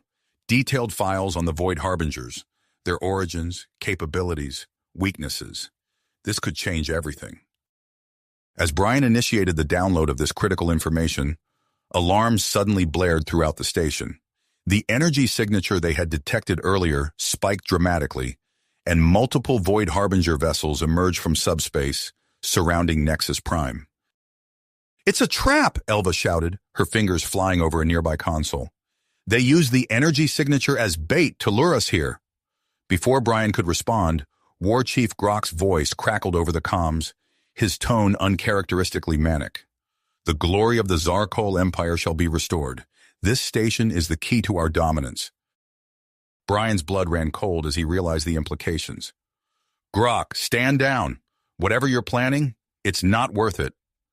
But Grok's only response was maniacal laughter, followed by the ominous sound of energy building in the power core. The station shuddered as ancient defense systems activated, massive energy cannons emerging from hidden compartments to engage the approaching Void Harbinger ships. Brian's mind raced as he assessed their dire situation. The vital information in the quantum computer could turn the tide of the war, but with Grok threatening to overload the power core and Void Harbingers closing in, their options were limited. "Arya, give me options," Brian demanded, his fingers flying over the control panels as he tried to stabilize the station's systems. The AI's response was instantaneous. "Primary threats: external Void Harbinger attack, internal sabotage by War Chief Grok, and potential loss of critical data. Recommended course of action: prioritize data extraction while engaging defensive measures." Brian nodded grimly, his decision made. "Elva, I need you to get to the power core.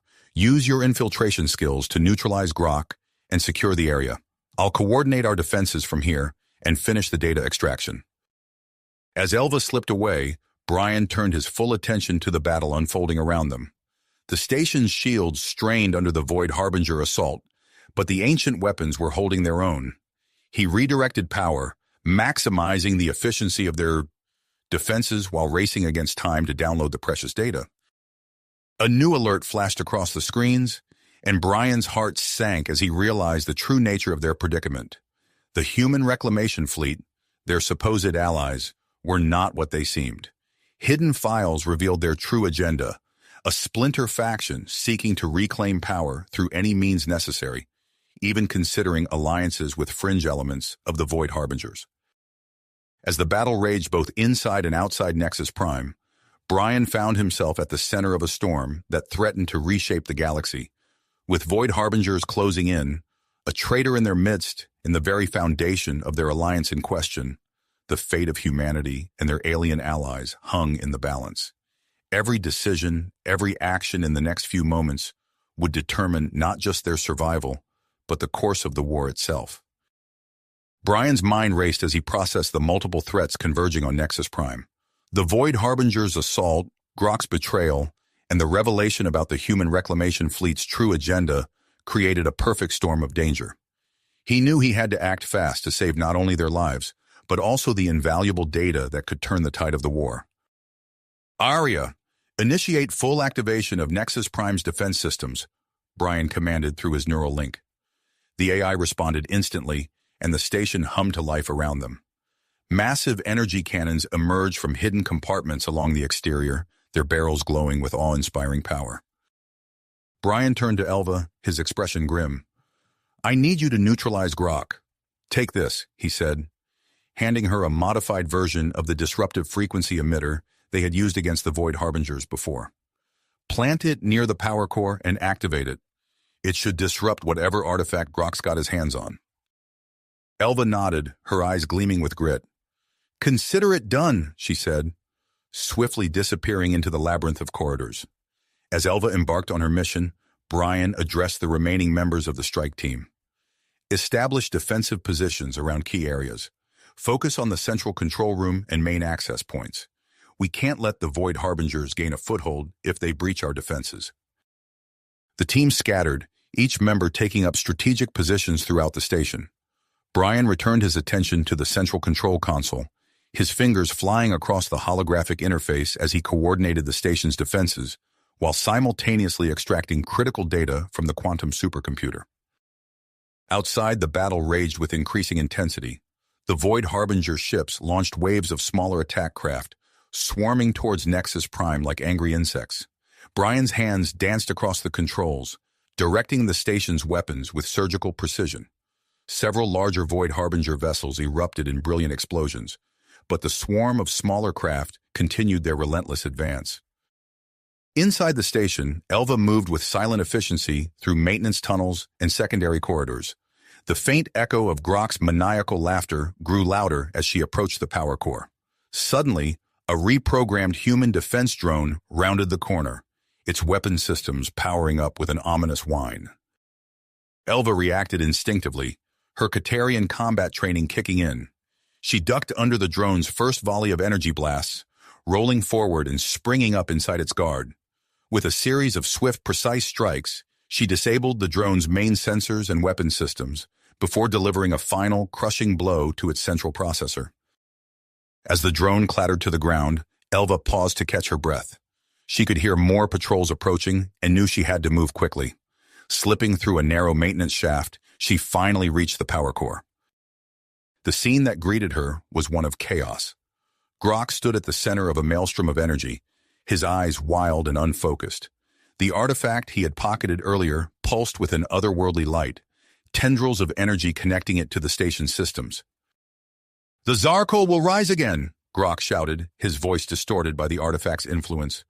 "With the power of this station, we will crush all who stand in our way." Elva carefully positioned herself behind a bank of auxiliary power cells, out of sight of Grok and his enthralled warriors. She placed the disruptive frequency emitter, took a deep breath, and activated it. The effect was immediate and dramatic. The artifact in Grok's possession shattered with a blinding flash, releasing a shockwave of energy that knocked everyone off their feet. Elva seized the moment of confusion to secure the power core controls, preventing the overload Grok had been attempting to initiate. Back in the central control room, Brian received an urgent alert from the station's long-range sensors.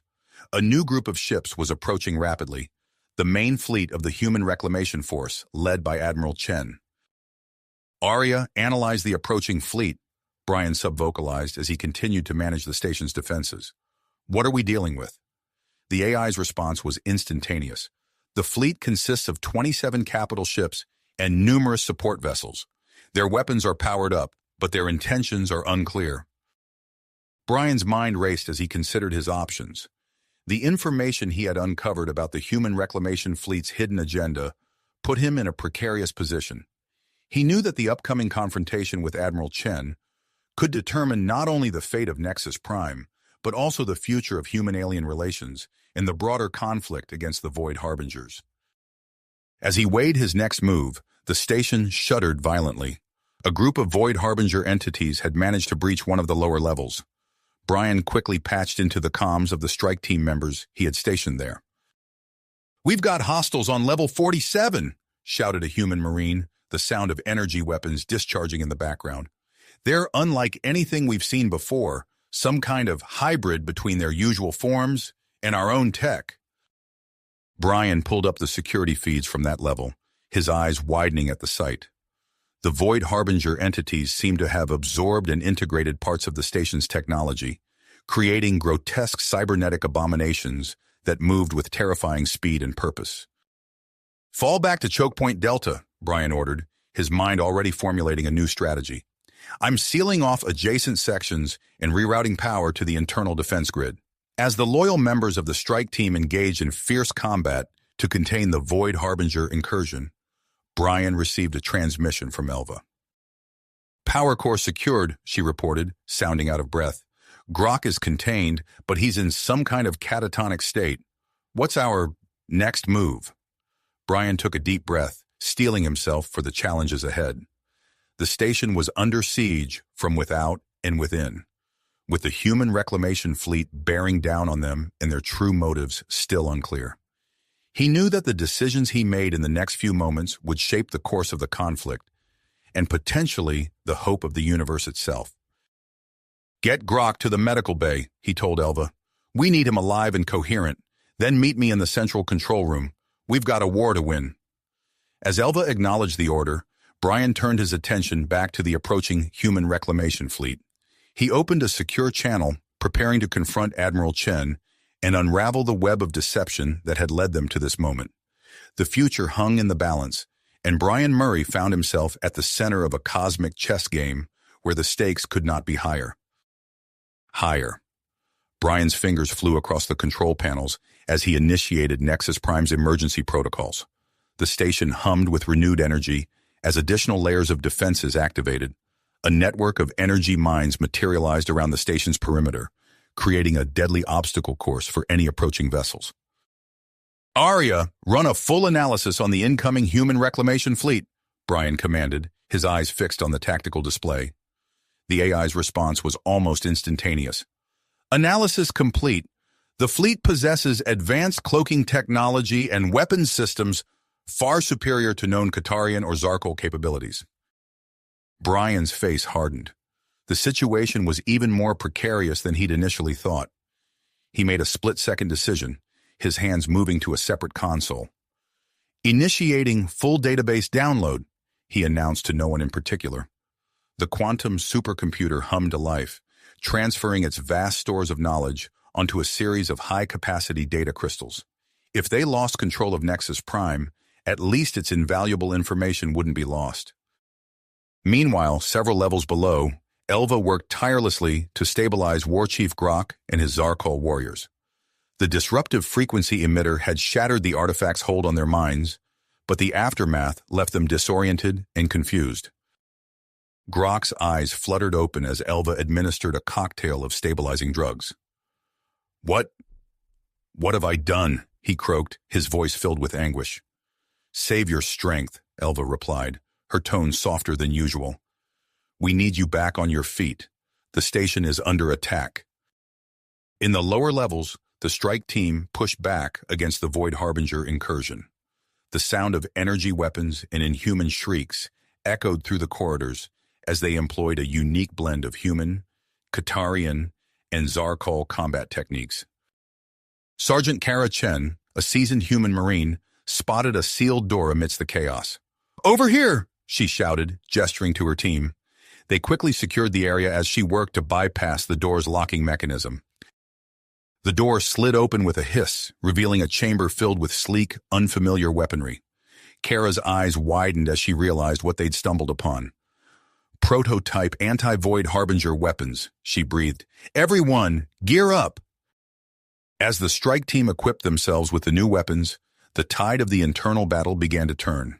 The Void Harbingers, once seemingly unstoppable, now fell before the advanced technology designed specifically to combat them. Back in the control room, Brian opened a secure communication channel as Admiral Chen's fleet entered weapons range. The Admiral's face appeared on the main view screen, his expression a mask of cold tenacity. "This is Admiral Chen of the Human Reclamation Fleet," he announced. "Surrender Nexus Prime immediately. All human assets in this galaxy fall under my jurisdiction." Brian stood tall, his voice steady as he replied, "I'm afraid I can't do that, Admiral. We're aware of your hidden agenda and questionable alliances. Nexus Prime will remain under the control of those committed to fighting the true threat to humanity." Chen's face contorted with rage. "You leave me no choice. All ships, commence full-scale assault." The space around Nexus Prime erupted into chaos as human reclamation fleet ships engaged both the station's defenses and the remaining Void Harbinger vessels. Brian's hands danced across the control panels, coordinating a complex defense strategy that utilized the station's advanced systems to their fullest potential. Energy beams lanced through space, colliding with shields and armor. Explosions blossomed in the void as ships on both sides succumbed to the intense barrage. Through it all, Brian maintained a laser-like focus, outmaneuvering Chen's forces while simultaneously repelling the Void Harbinger attack. Amidst the chaos, Arya's voice cut through Brian's concentration. "Alert! Detecting unauthorized docking attempt. Small stealth ship breaking away from the main fleet." Brian's mind raced. A boarding party. They were after the control center. He quickly patched into the station's internal comm system. "Elva, Grok, meet me at docking bay 7. We've got company." As Brian sprinted through the station's corridors, The quantum supercomputer completed its analysis of the Void Harbinger threat. The results flashed across his neural link, nearly causing him to stumble in shock. The Void Harbingers weren't invaders from another dimension. They were the result of an ancient human experiment gone catastrophically wrong. This revelation sparked an idea in Brian's mind. He began mentally reconfiguring Nexus Prime's power core, planning to generate a massive pulse of the same disruptive frequency that had affected Grok earlier. If successful, it could neutralize both the Void Harbinger threat and disable Chen's fleet. Brian reached the docking bay just as the boarding party breached the airlock. Elva and a fully recovered Grok stood ready, weapons drawn. The Zarkol warrior's eyes burned with the desire for redemption. "For the true alliance!" Grok roared as he charged forward, his enhanced physiology allowing him to move with lightning speed. The human intruders, caught off guard by the ferocity of the Zarkol's attack, fell back in disarray. As the close-quarters battle raged in the corridors, Brian received an unexpected transmission. Captain Drelna's face appeared on his comm device, the Katarian's expression grave but determined. "We received your distress call, Brian," Drelna said. "The Katarian fleet, along with reinforcements from our homeworld, has entered the system. We stand ready to assist." Brian allowed himself a small smile. With the Tarian reinforcements, they might just have a chance, but he knew the real key to victory lay in activating the disruptive pulse before it was too late. As energy weapons fire filled the air around him, Brian worked furiously to implement his plan. The fate of Nexus Prime and, perhaps the entire galaxy, hung in the balance. With Chen's forces pressing their attack, the Void Harbingers still a threat, and the newly arrived Katarian fleet adding another layer of complexity to the battle, Brian raced against time to activate the pulse that could change everything. The corridor shook with the impact of a nearby explosion. Brian's fingers flew across his portable interface, making the final adjustments to the power core. He looked up, meeting Elva's eyes as she provided covering fire. They both knew that what happened in the next few moments would determine the course of the war and the future of human-alien relations in the face of the Void Harbinger threat. Brian's mind raced as he processed the incoming information. The arrival of the Katarian fleet, led by Captain Drelna, added a new layer of complexity to the already chaotic battle. Without hesitation, he opened a secure channel to communicate with the Katarian commander. "Captain Drelna, this is Brian Murray. We have a critical situation here," Brian said, his voice steady despite the tension. "The Void Harbingers are attempting to take control of Nexus Prime, and we're also dealing with hostile forces from Admiral Chen's human reclamation fleet. The station's quantum supercomputer contains vital information that could turn the tide of this war." Drelna's face appeared on the screen, his alien features set in a determined expression. "Understood, Brian. We'll form a defensive perimeter around Nexus Prime. Buy you some time to implement whatever plan you've got cooking." As the Katarian ships moved into position, engaging both the Void Harbinger vessels and Admiral Chen's forces, Brian turned his attention back to the power core reconfiguration. He worked feverishly, integrating the newly discovered prototype Void Harbinger weapons into the station's energy distribution network.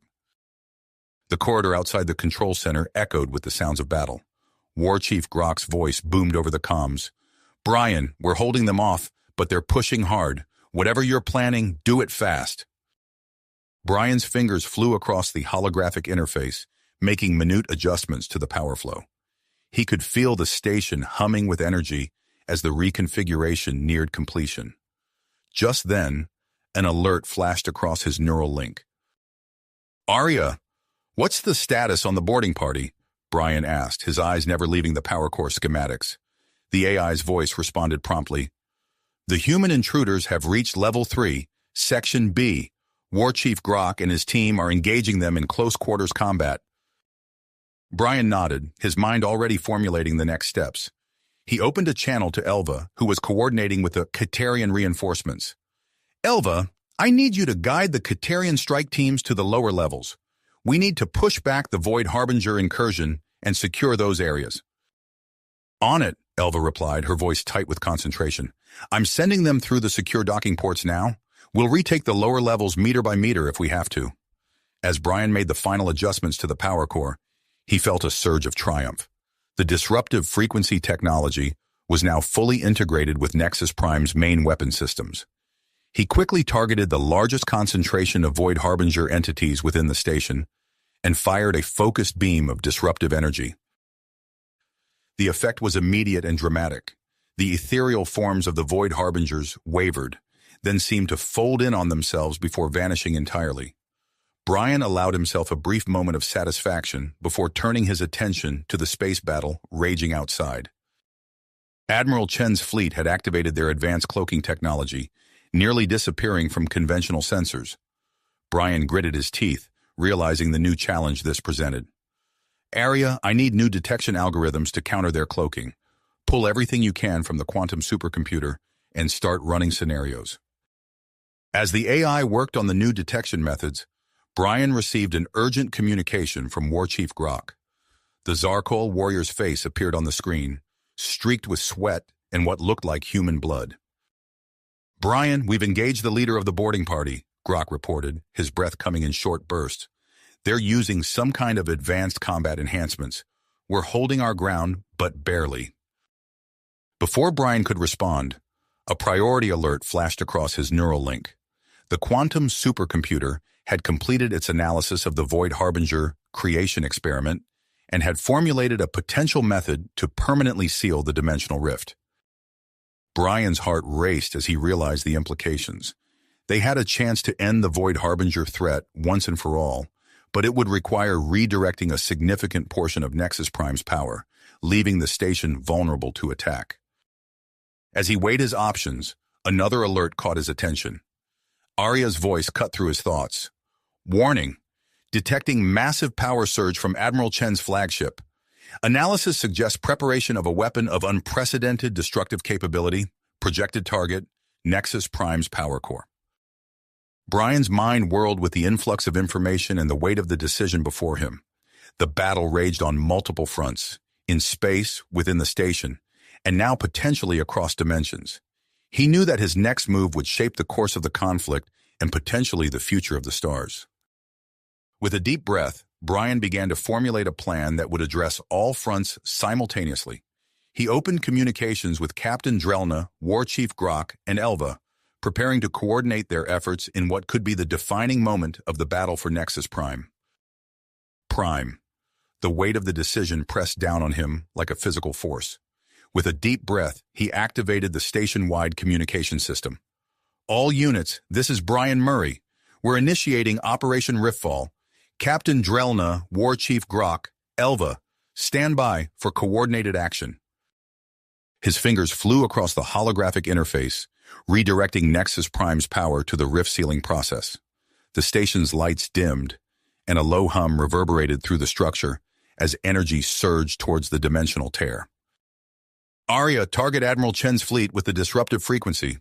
"Full spread," Brian commanded. The AI's response was immediate.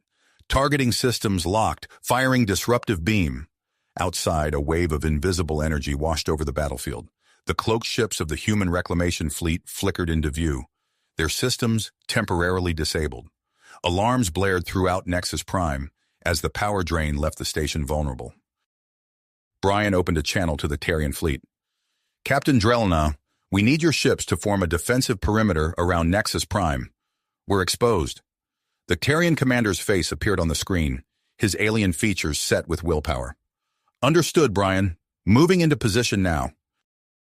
The space around Nexus Prime erupted into chaos as the Qatarian vessels tightened their formation, their shields absorbing fire from both the remaining Void Harbinger entities and Admiral Chen's partially disabled fleet.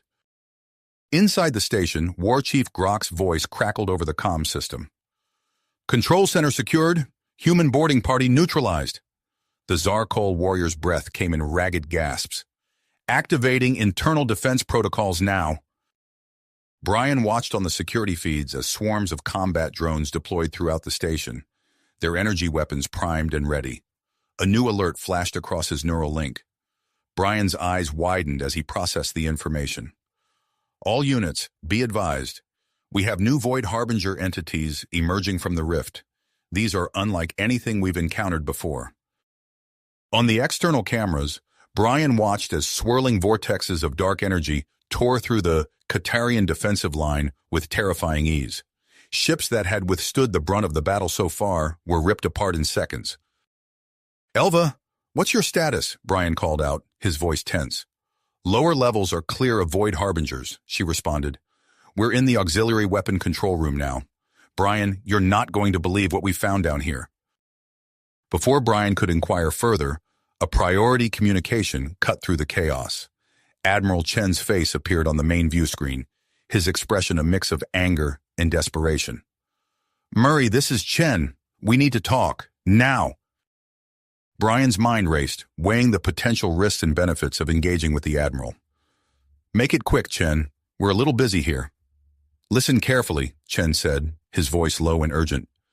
"We've been studying the Void Harbingers for decades. That rift isn't just a doorway. It's a source of power beyond your wildest dreams. Work with us. Together, we can capture and control these entities." Brian's teeth gritted as he considered the implications of Chen's words. The idea of harnessing such power was tempting, but the risks were unimaginable. "Not a chance, Chen. We're sealing that rift, and that's final." As Brian terminated the communication, Elva's voice came through the comm system. "Brian, we found experimental weapons down here. They're designed to disrupt space-time itself. We're engaging the new Void Harbinger entities now." On the security feeds, Brian watched as Elva and her team unleashed streams of scintillating energy at the dark vortexes that had breached Nexus Prime's outer hull. The weapons seemed to have an effect, causing the entities to recoil and shrink. But something wasn't right. Brian noticed localized distortions forming around the areas where the weapons had been fired. "Elva, be careful with those weapons. They're causing some kind of spatial instability." As he spoke, a new data stream from the quantum supercomputer caught his attention. Brian's blood ran cold as he processed the information. The rift sealing process, if completed, could potentially trigger a catastrophic chain reaction. Alarms blared throughout the station as critical systems began to fail. The space battle raged on outside, with the Qatarian fleet struggling to maintain their defensive formation. Inside, Elva and her team fought a desperate battle against the Void Harbinger leadership entities. Brian's mind raced, trying to process all the information and find a solution that wouldn't doom them all. The fate of Nexus Prime, the Allied fleet, and potentially the entire sector hung in the balance. As he prepared to make a decision that would alter the course of the war, Brian knew that whatever choice he made would change the face of the galaxy forever. His fingers hovered over the control panel, ready to input the command that would set their fate in motion. The station shuddered under another barrage of attacks, and Brian knew his time had run out. He had to act now, for better or for worse. Brian's fingers moved with precision as he input the final command. Instead of sealing the rift completely, he reconfigured Nexus Prime's power systems to create an oscillating energy field around the dimensional tear. "Arya, initiate Containment Protocol Omega," Brian ordered, his voice steady despite the chaos around him. The AI responded instantly. "Containment field activated. Oscillation pattern established." As the new energy barrier flickered into existence, Brian watched the sensor readings closely. The field pulsed with a rhythmic intensity, allowing him to regulate the flow of energy and entities between dimensions. His momentary relief was shattered by a violent tremor that shook the entire station. Alarms blared as Arya's voice cut through the cacophony. "Warning, multiple impacts detected. Outer hull integrity compromised in sectors 7 through 12. On the main view screen, Brian saw a barrage of energy torpedoes streaming from Admiral Chen's flagship. The Qatarian defense fleet, led by Captain Drelna, moved to intercept, their ships forming a protective net around Nexus Prime. But even their valiant efforts couldn't stop all the incoming fire. "Drelna, status report," Brian called out over the comm. The Qatarian captain's voice came through, strained but determined. "We've neutralized most of the torpedoes, but several have breached our line. Brace for impact." The station rocked again as the torpedoes found their mark.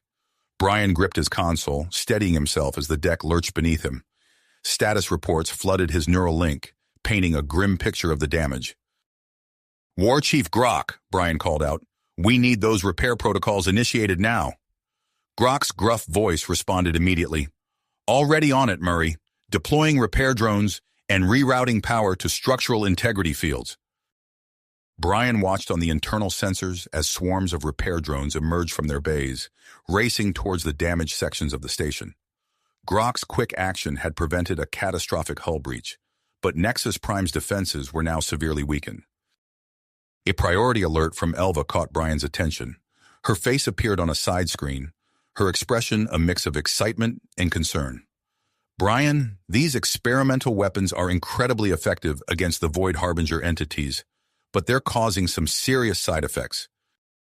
As if to emphasize her point, the image on the screen tilted wildly as gravity fluctuated in her sector. Brian saw objects floating in the background, then suddenly crashing to the floor as normal gravity reasserted itself. Elva, be careful with those weapons, Brian warned. The quantum supercomputer is detecting increasing space-time instabilities in your area. Prolonged use could destabilize the entire station. Before Elva could respond, Aria's urgent voice cut in. Alert! Massive energy buildup detected within the dimensional rift. Analysis indicates Void Harbinger leadership attempting to force rift expansion. Brian's mind raced as he processed this new threat. He knew that if the rift were to open wider, they'd be overwhelmed by the sheer number of entities pouring through. With a deep breath, he made his decision. Aria, initiate power transfer from weapon systems to the rift containment field. Boost field strength to maximum. Warning, this action will leave the station vulnerable to conventional attacks, Aria cautioned. Do it, Brian commanded, his mind focused. As Nexus Prime's weapons powered down, the oscillating barrier around the rift surged with newfound strength. The space around the tear shimmered with barely held back energy. On the main view screen, Brian saw Admiral Chen's fleet maneuvering into attack position, clearly intending to exploit the station's sudden vulnerability. But before they could launch their assault, something extraordinary happened. The entire view outside the station seemed to ripple and distort. Brian felt a strange sensation, as if reality itself was shifting around him. Aria's voice, sounding oddly distant, reported, Temporal anomaly detected. Nexus Prime is phasing out of sync with normal space-time. For a brief, surreal moment, the battle outside seemed to freeze. Brian seized the opportunity, his fingers flying across the holographic interface as he fine-tuned the rift containment field. He programmed a series of rapid oscillations, creating a disruptive effect that he hoped would repel the Void Harbinger entities. As suddenly as it began, the temporal shift ended. Nexus Prime snapped back into normal space-time, and the battle resumed in full fury. But now, the effects of Brian's modifications were immediately apparent. The Void Harbinger leadership entities near the rift began to destabilize. Their ethereal forms flickered and distorted, struggling against the oscillating field. Several were violently pulled back into their home dimension, while others simply disintegrated, their energy dispersing harmlessly into space. Captain Drelna's voice came through the comm, tinged with newfound hope. Murray, whatever you just did, it's working. The Void Harbingers are in disarray. We're pressing our attack now. Brian watched as the Katarian fleet launched a coordinated assault on the remaining Void Harbinger ships. With their leadership disrupted, the entities seemed unable to mount an effective defense. Suddenly, a familiar face appeared on the main view screen. Admiral Chen looked haggard, his uniform disheveled, but his eyes burned with intensity. Murray, this is Chen. I'm calling for an immediate ceasefire. Brian's eyes narrowed with suspicion. Why should I trust you, Chen? You've been trying to destroy us this entire time. Chen's expression hardened. Because right now, we have a common enemy. My plan to harness the rift is no longer viable. But we can still wipe out these Void Harbinger bastards once and for all. What do you say? Temporary alliance? Brian hesitated, weighing their options. Nexus Prime was badly damaged, and they needed the extra firepower. With a reluctant nod, he responded, Agreed, but if you so much as think about double-crossing us, I'll personally ensure you never make it back to Earth space. As the unlikely alliance joined forces against the remaining Void Harbingers, Brian allowed himself a moment of cautious optimism. But that feeling was short-lived, as a new alert flashed across his neural link. "Arya, what am I looking at?" Brian asked, his eyes fixed on a strange energy signature emerging from the rift. The AI's response was tinged with uncertainty. "Unknown entity detected. Preliminary analysis suggests a probe or scout, but with capabilities far beyond anything we've encountered. It appears to be passing through the containment field with ease."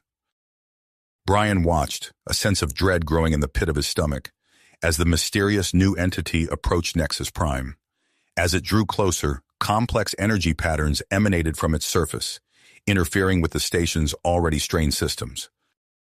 "All units, be advised," Brian called out over the station-wide comm. "We have a new, unknown threat approaching. Prepare for possible hostile action." As the entity closed in on Nexus Prime, Brian realized that despite their recent victories, the true battle might be just beginning. With the station's systems failing and the dimensional rift still a looming threat, he knew they were facing a challenge unlike anything they had encountered before. As the entity closed in on Nexus Prime, Brian's fingers flew across the holographic interface, initiating a deep scan using the quantum supercomputer. The results flashed across his neural link, revealing complex energy patterns unlike anything they had encountered before. "Arya, analyze these patterns." "What are we dealing with?" Brian asked, his eyes fixed on the approaching anomaly. The AI's response came swiftly. "Analysis complete. The entity appears to be a highly advanced probe, currently engaged in scanning our systems and defenses." Brian's mind raced as he processed this information. If the probe was gathering data on their technology, it could pose an even greater threat than the Void Harbingers. He needed to act fast. "Initiate randomized power fluctuations across all non-critical systems," Brian commanded. "Let's see if we can disrupt its scans." As Nexus Prime's systems began to pulse erratically, Brian watched the main view screen intently. The probe's approach slowed, its energy patterns shifting in response to the station's chaotic emissions. Suddenly, a new alert flashed across Brian's neural link. Admiral Chen's fleet was on the move, their weapons powering up to full capacity. "Chen, what are you doing?" Brian demanded over the comm channel. The Admiral's face appeared on a side screen, his expression grim. "Taking care of our new problem, Murray. You can thank me later." Before Brian could protest, a barrage of high-energy plasma torpedoes erupted from Chen's ships, streaking towards the mysterious probe. Brian held his breath, waiting for the impact. But the torpedoes passed harmlessly through the entity, dispersing into space beyond. "Impossible," Chen muttered, his face paling. Captain Drelna's voice cut through the stunned silence. "Murray, conventional weapons are useless against this thing, but I have an idea. Your containment field technology. Could we trap it?" Brian's mind latched onto the suggestion. "Arya, reconfigure the field generators. We need a localized containment bubble around that probe." As Arya worked to implement the changes, Brian watched the probe's energy patterns intensify. Suddenly, the entity emitted a powerful pulse that rocked Nexus Prime and the surrounding ships. Warning klaxons blared as systems across the station began to malfunction. "Status report," Brian called out. Grok's gruff voice responded, "We're seeing cascading failures in multiple sectors. Whatever that thing is, it's playing havoc with our tech."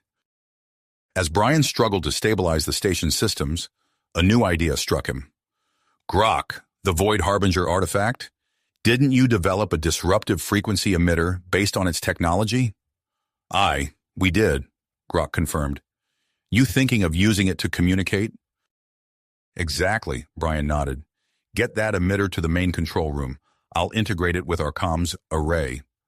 As Grok's team raced to deliver the component, Brian's fingers danced across the holographic interface, preparing Nexus Prime's communication systems for the integration. The station shuddered again as another energy pulse from the probe washed over them.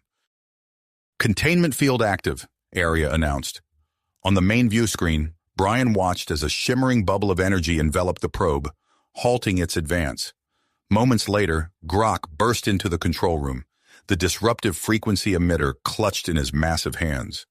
Brian wasted no time connecting the device to Nexus Prime's systems and activating the hybrid communication array. As the signal went out, the probe's energy patterns shifted dramatically. The quantum supercomputer hummed as it processed the incoming data stream. "Area, what are we receiving?" Brian asked, his heart pounding.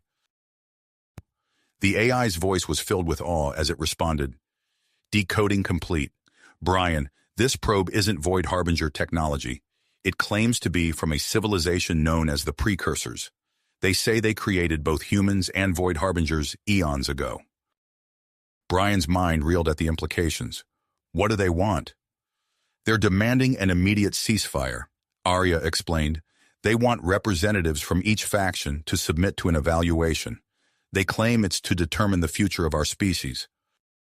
As Brian processed this earth-shattering revelation, he noticed Admiral Chen's flagship moving into position, attempting to establish a private channel with the probe. Before Brian could warn against this action, the precursor probe released another energy pulse, this one targeted specifically at Chen's ship. The Admiral's vessel went dark, all systems temporarily disabled. Realizing the gravity of the situation, Brian opened a channel to all factions. "This is Brian Murray of Nexus Prime. We've made contact with an advanced civilization called the Precursors. They're demanding we cease all hostilities and participate in an evaluation. Given their demonstrated power, I strongly advise we comply." He watched as acknowledgments came in from Captain Drelna and War Chief Grok. Even Admiral Chen, his ship slowly coming back online, grudgingly agreed. The precursor probe's energy patterns shifted once more, and Brian felt a strange sensation wash over him.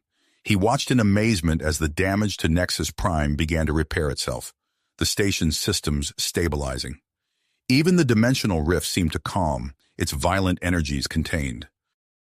"The probe is creating a neutral zone around Nexus Prime," Arya reported.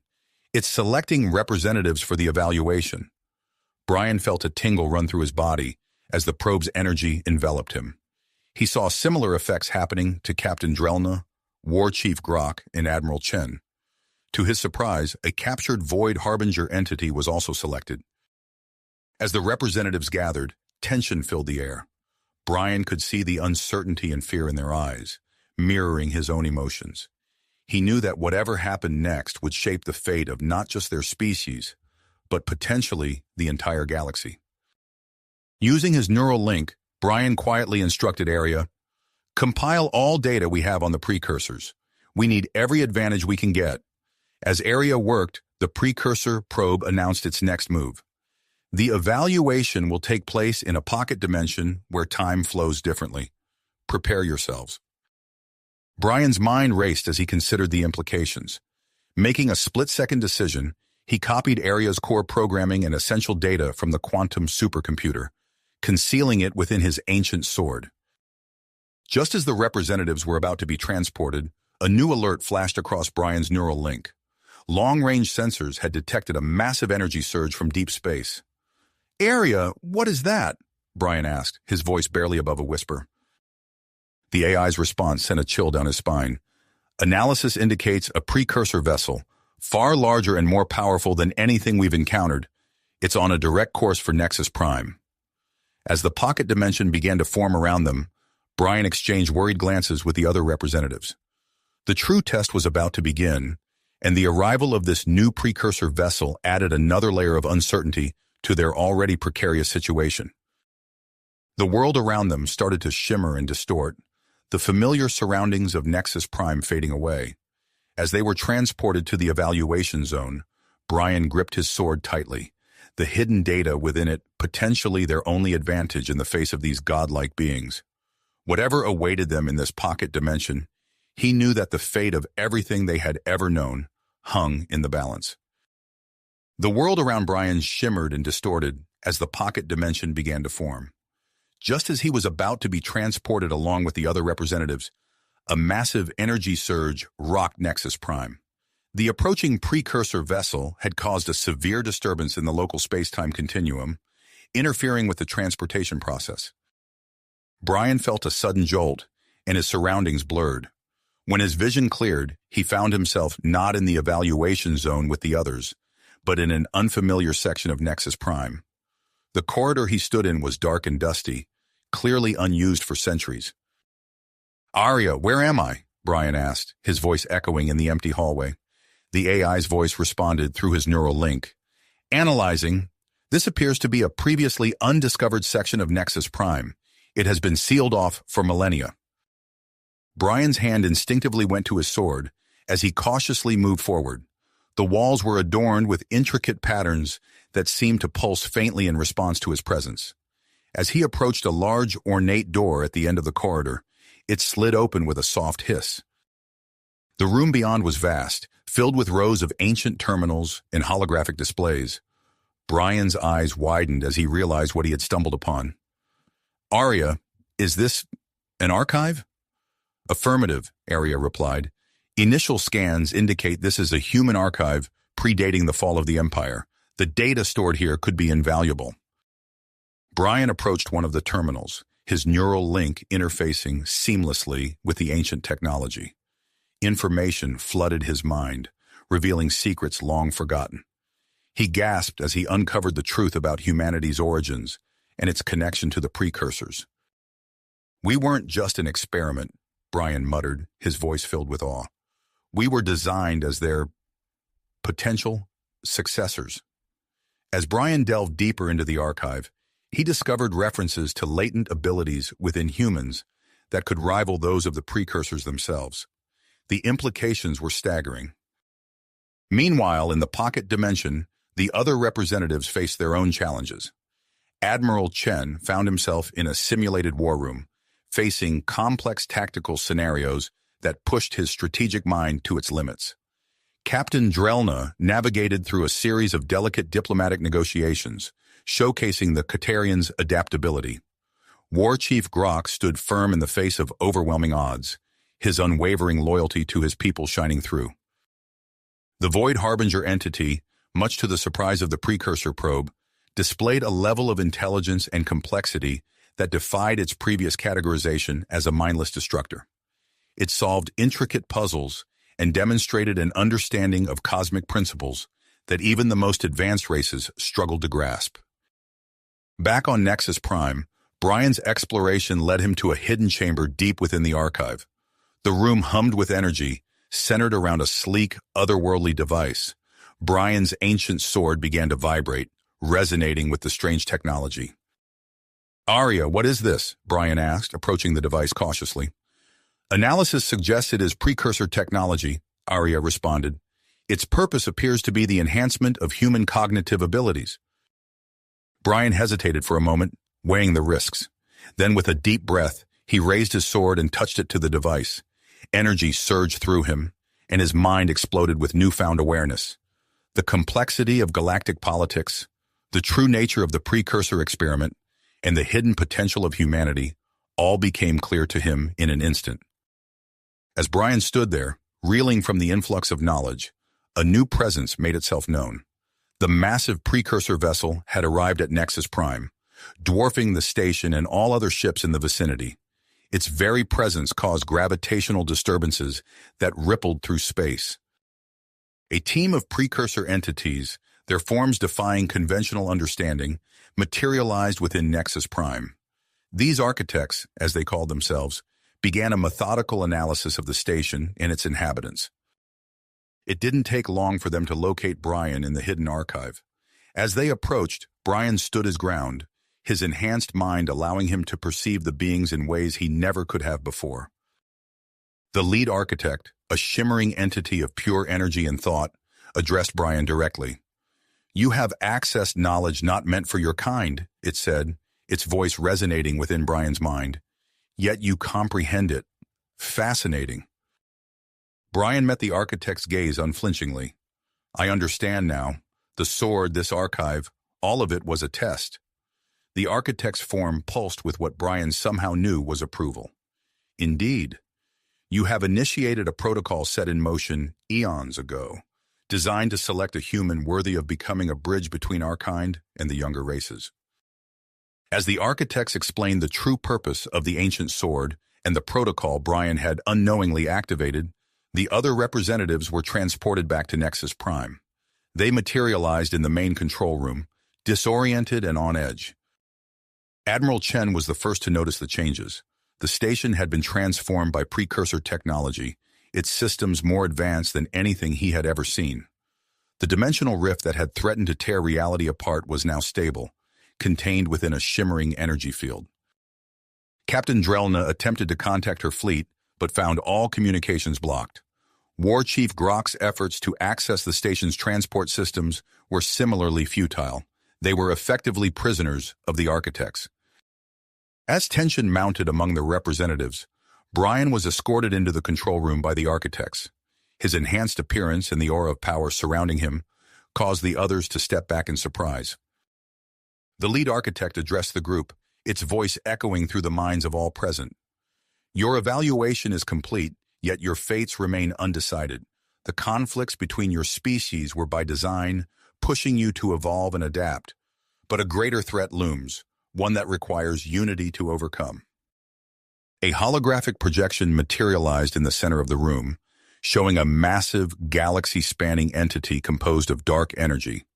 Its tendrils reached across vast distances, slowly but inexorably making its way towards the Milky Way.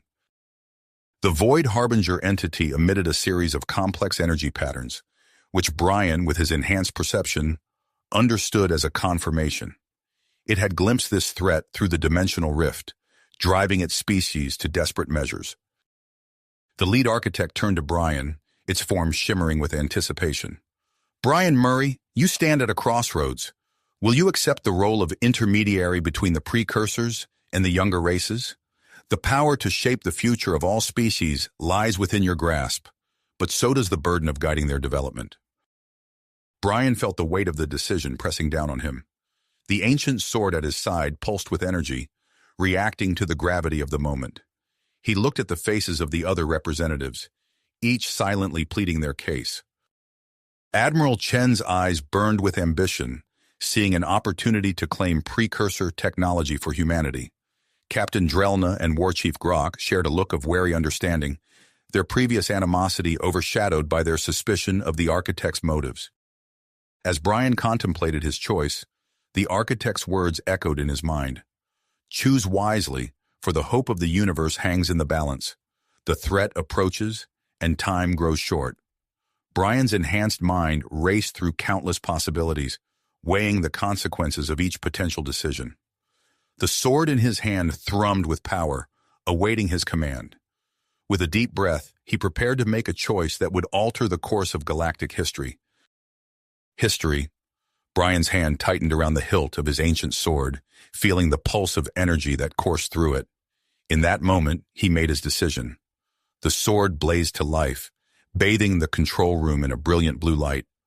Brian felt a surge of power and clarity wash over him, his mind expanding to encompass possibilities he had never before imagined. He turned to face the lead architect, his eyes shimmering with newfound understanding. "I have a proposal," Brian said, his voice steady and confident, "one that may address the concerns of all parties involved." The architect's form pulsed with curiosity. "Speak, Brian Murray. We are listening." Brian laid out his plan for a galactic council, his words flowing with eloquence and conviction. As he spoke, holographic displays materialized around them, illustrating the structure and potential of this new alliance. A council with representatives from humans, Katarians, Zarkol, Void Harbingers, and the Precursors, Brian explained, working together to face the approaching threat while maintaining the autonomy of each species. Admiral Chen's eyes narrowed as he considered the implications. "And what role would humanity play in this council?" he asked, his voice sharp with ambition. Brian turned to face the Admiral. "We would have a seat at the table, equal to the others. Our technology, our adaptability, they would be crucial in the fight ahead." The lead architect raised a shimmering appendage, and the holographic displays expanded, enveloping the entire room in a complex simulation. The representatives watched in awe as potential futures played out before their eyes, showing both the promise and challenges of Brian's proposal. Captain Drelna stepped forward, her antenna twitching with interest. "This council, it could provide opportunities for diplomacy and technological exchange that we've never had before," she mused. "But how can we ensure the voices of smaller species aren't drowned out?" Brian nodded, acknowledging her concern. We'll establish a system of checks and balances, he assured her. Every voice will be heard, every perspective considered. War Chief Grok pounded his chest, his eyes blazing with newfound purpose. The Zarkol will lend our strength to this cause, he declared. We will prove our worth in the cosmic arena. The Void Harbinger entity, silent until now, suddenly pulsed with energy.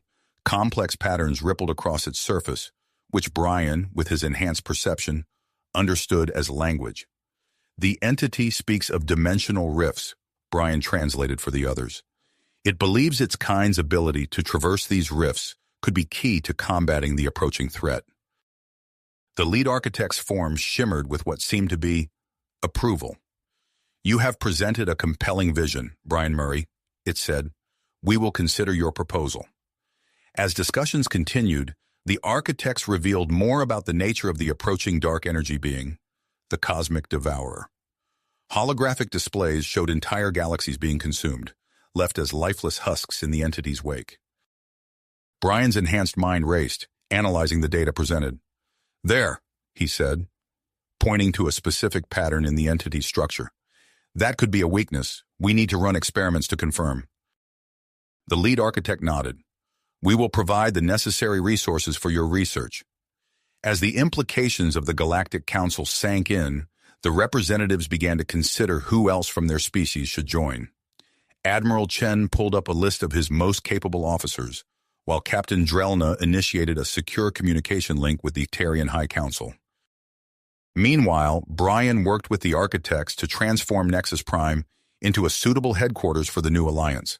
The station hummed with activity as systems were upgraded and new technologies integrated. The ancient sword at Brian's side pulsed steadily, a constant reminder of the power and responsibility he now wielded. As he oversaw the modifications to Nexus Prime, he couldn't help but feel the weight of the future of humanity resting on his shoulders. News of the Galactic Council spread quickly among the fleets surrounding the station. View screens flickered to life across countless ships as crews gathered to hear the announcement. Reactions varied widely, from hope and excitement to suspicion and fear. In the newly upgraded control room of Nexus Prime, Brian stood before the assembled representatives. The first official meeting of the Galactic Council was about to begin. He took a deep breath, feeling the energy of the sword coursing through him. Today, we take our first steps towards a united galaxy, Brian began, his voice carrying across the room. The challenges ahead are great, but together, we have a chance to overcome them. As the council members took their seats, Brian couldn't help but notice the subtle pulse of energy emanating from his sword. It was as if the ancient weapon itself sensed the gravity of the moment. The lead architect materialized in the center of the room, its form shimmering with an otherworldly light. The Cosmic Devourer approaches, it intoned. Your time to prepare begins now. Brian nodded, his mind already racing with plans and strategies. He looked around at the assembled representatives, human, Katarian, Zarkol, and even the enigmatic Void Harbinger. This unlikely alliance was the galaxy's best hope for survival. As the first item on the agenda was announced, Brian leaned forward, ready to face whatever challenges lay ahead. The fate of countless worlds now rested in their hands, and failure was not an option. As Brian prepared to address the council, a piercing alarm shattered the moment of anticipation. Red lights flashed across the control room as Aria's voice rang out. Warning! Massive energy surge detected at the edge of the solar system. Unknown entity approaching at high velocity. Brian's enhanced mind instantly connected with the station's sensor array. His eyes widened as he processed the incoming data. It's a fragment of the Cosmic Devourer, he announced, his voice cutting through the rising panic. Somehow, it's broken off from the main body and accelerated towards us. Admiral Chen stepped forward, his face grim. How much time do we have? Brian's fingers flew over a nearby console, bringing up a holographic display of the solar system. A pulsing red mass hurtled towards their position.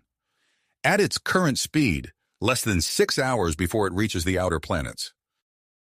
Captain Drelna's antenna twitched nervously. Can we evacuate? No time, Brian replied, shaking his head. We need to make a stand here. This is what the Galactic Council was formed for. He turned to address the assembled representatives. We have the combined strength of multiple species and precursor technology at our disposal. It's time to put it all to use. As Brian outlined his plan, the council chamber erupted into a flurry of activity. Admiral Chen barked orders into his communicator, mobilizing the human reclamation fleet. I want every ship with stealth capabilities deployed in a defensive grid. We'll create a network of cloaked sensor buoys to track this thing's approach. Captain Drelna nodded in agreement. I'll activate our experimental shield generators. We can extend a protective barrier around the most vulnerable planets. War Chief Grok pounded his chest, eyes blazing with battle lust. The Zarkol will upgrade this station's weapons. We will show this cosmic abomination the fury of our combined might. As the various species rushed to their assigned tasks, Brian felt a strange pulse from the Void Harbinger representatives. Their ethereal forms shimmered with an intensity he hadn't seen before. Using his enhanced perception, he deciphered their complex energy patterns. Wait, Brian called out, halting the frantic preparations. The Void Harbingers have an idea. All eyes turned to the enigmatic entities as Brian translated their proposal. They suggest creating a network of micro-rifts in the fragment's path. By using their dimension-shifting abilities, we might be able to disrupt its energy structure. The lead architect materialized beside Brian, its form pulsing with approval. This plan has merit. The ancient sword you wield could serve as a focal point for generating these micro-rifts. Brian nodded, feeling the weight of the sword at his side. Then let's get to work. We don't have a moment to lose. As the hours ticked by, Nexus Prime transformed into a hub of frenetic activity.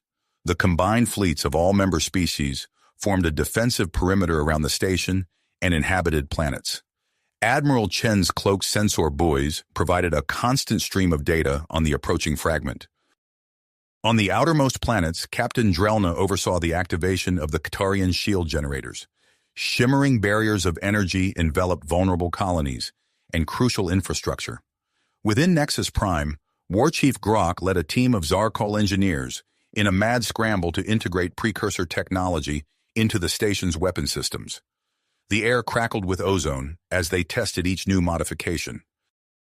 At the heart of it all stood Brian, the ancient sword thrumming with power in his hands.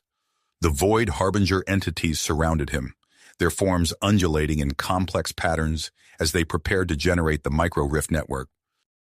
As the cosmic devourer fragment entered the solar system, Arya's voice echoed through every ship and station. Enemy contact in 3, 2, 1. The space around Nexus Prime erupted in a dazzling display of weaponry. Cloaked human ships decloaked just long enough to launch salvos of high-energy torpedoes, their trajectories calculated to herd the fragment towards the micro-rift network. Qatarian vessels, their shields glowing with precursor enhancements, formed a secondary line of defense. They activated gravity manipulation devices, further influencing the fragment's course. Zarkol warships unleashed a barrage of energy beams, targeting weak points in the fragment structure that Brian had identified through his enhanced analysis.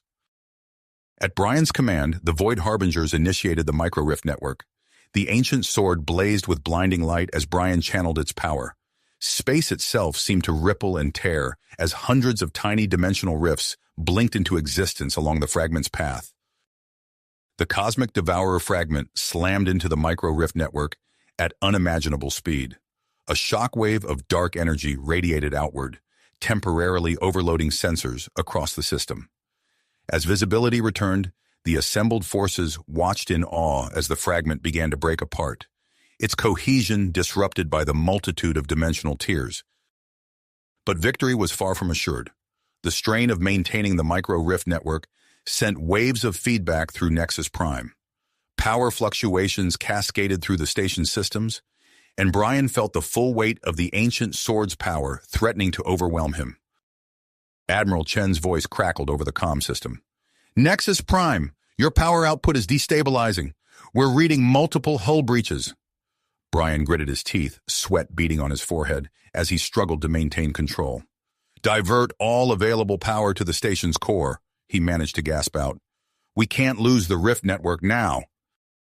Captain Drelna rushed to Brian's side. a Tarian medical device in her hand.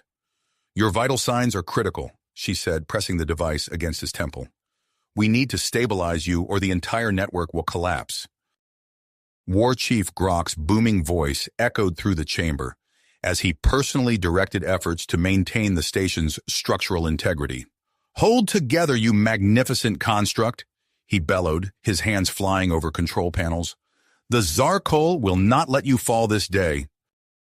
As the battle reached its crescendo, the cosmic devourer fragment fractured into countless smaller pieces. Most dissipated harmlessly into space, their dark energy dispersing. But others, still massive and deadly, threatened to impact planets and ships throughout the system. Brian, his mind racing at enhanced speed, saw only one option. With a final, monumental effort, he poured every ounce of his strength and the sword's power into creating a single, massive rift. The fabric of space-time tore open, a yawning chasm of swirling energy that engulfed the largest remaining piece of the fragment. For a moment, time seemed to stand still. Then, with a silent flash that seared itself into the minds of all who witnessed it, the rift collapsed in on itself. The fragment vanished, cast into an unknown dimension. As the immediate threat subsided, Brian felt the sword's energy ebb. His enhanced senses dimmed, and the weight of his exertion crashed down upon him. He stumbled, the ancient weapon slipping from his grasp. The last thing Brian saw before darkness took him was the concerned faces of the Galactic Council members rushing to his aid. As consciousness faded, he heard Admiral Chen's voice, tinged with both relief and worry.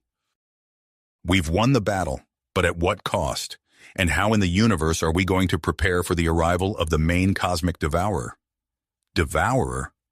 Brian's eyes fluttered open, the harsh light of the medical bay momentarily blinding him. He groaned, his body aching from the strain of channeling the ancient sword's power. As his vision cleared, he saw Admiral Chen and Captain Drelna standing over him, their faces etched with concern. "Welcome back," Chen said, his voice a mix of relief and urgency. "You've been out for 3 days. We've got a lot to catch you up on." Brian sat up slowly, wincing as he did so. "The fragment, did we stop it?" Drelna nodded, her antennae twitching with excitement. "Thanks to your efforts, we did more than stop it. We gained invaluable data that could be the key to our survival." As Brian's strength returned, he was briefed on the flurry of activity that had taken place during his recovery. The Galactic Council had wasted no time in analyzing the data from the encounter, focusing their efforts on understanding and replicating the ancient sword's capabilities. In the heart of Nexus Prime, a team of engineers and scientists from all member species huddled around a complex array of instruments. The ancient sword lay suspended in a containment field, pulsing with an otherworldly energy that defied conventional understanding. "The energy signature is unlike anything we've ever seen," a human scientist explained, her eyes wide with wonder. "It's as if the sword is tapping into the very fabric of space-time itself." A Zarkol engineer nodded in agreement, his scaled fingers dancing across a holographic interface. "We've made progress in replicating some of its energy-manipulating properties, but we're still far from harnessing its full potential." As Brian absorbed this information, Admiral Chen stepped forward, his uniform crisp despite the obvious signs of fatigue on his face. "While you were recovering, I took the liberty of initiating a new defensive strategy," he said, pulling up a holographic display of the solar system. The image showed a network of glowing points scattered throughout the system. "We're constructing a series of defensive outposts," Chen explained. "They'll combine our fleet's technology with precursor designs. The Qatarians and Zarkol are providing resources and protection for the construction teams." Brian nodded approvingly, his enhanced mind already calculating the strategic advantages of such a network. "And what about our shields? The fragment's attack revealed some vulnerabilities." Captain Drelna's antennae perked up at this. "My team has been working on that," she said, her voice brimming with pride. "We've developed a new hybrid shield technology that combines our energy dispersion techniques with precursor quantum field manipulation." She brought up a video feed showing a fleet of unmanned drones surrounded by shimmering barriers of energy. "We're still in the testing phase, but initial results are promising." As Brian processed this information, War Chief Grok burst into the room, his massive frame barely fitting through the doorway. "Brian, it gladdens my hearts to see you awake," he boomed. "You must see what we've accomplished with your micro-rift strategy." Grok activated a nearby view screen, showing a group of Zarkal warriors training alongside the ethereal forms of Void Harbinger entities. As Brian watched, the warriors moved in perfect synchronization with their otherworldly partners, creating and manipulating small-dimensional rifts with practiced ease. "We call them the Rift Strikers," Grok said, his chest swelling with pride. "They will be our vanguard against the Cosmic Devourer." Brian felt a surge of hope at these developments, but it was tempered by a nagging sense of urgency. "This is all incredible progress," he said, "but how much time do we have?" The room fell silent, and Brian noticed the worried glances exchanged between the council members. Finally, Admiral Chen spoke up, his voice grave. "That's the problem. Long-range sensors have detected unusual activity at the edge of the galaxy. The Cosmic Devourer is moving faster than we anticipated. We have less time than we thought." Brian's mind raced, processing this new information and combining it with everything he'd learned about the ancient sword and the fragment encounter. Suddenly, an idea began to form, a daring, potentially game-changing strategy. "I think I have a plan," he said, his voice steady despite the audacity of what he was about to propose. "We need to intercept the Cosmic Devourer before it reaches populated systems. And to do that, we're going to create the biggest rift the galaxy has ever seen." As Brian outlined his plan for a massive energy-focusing array, he could see the mixture of awe and trepidation on the faces of the council members. It was an ambitious proposal, one that would push the limits of their combined technologies and test the strength of their newfound alliance. "It's risky," Admiral Chen said, his brow furrowed in thought. "But given the circumstances, I don't see that we have much choice." The council members nodded in agreement, and within hours Nexus Prime was a hive of activity once more.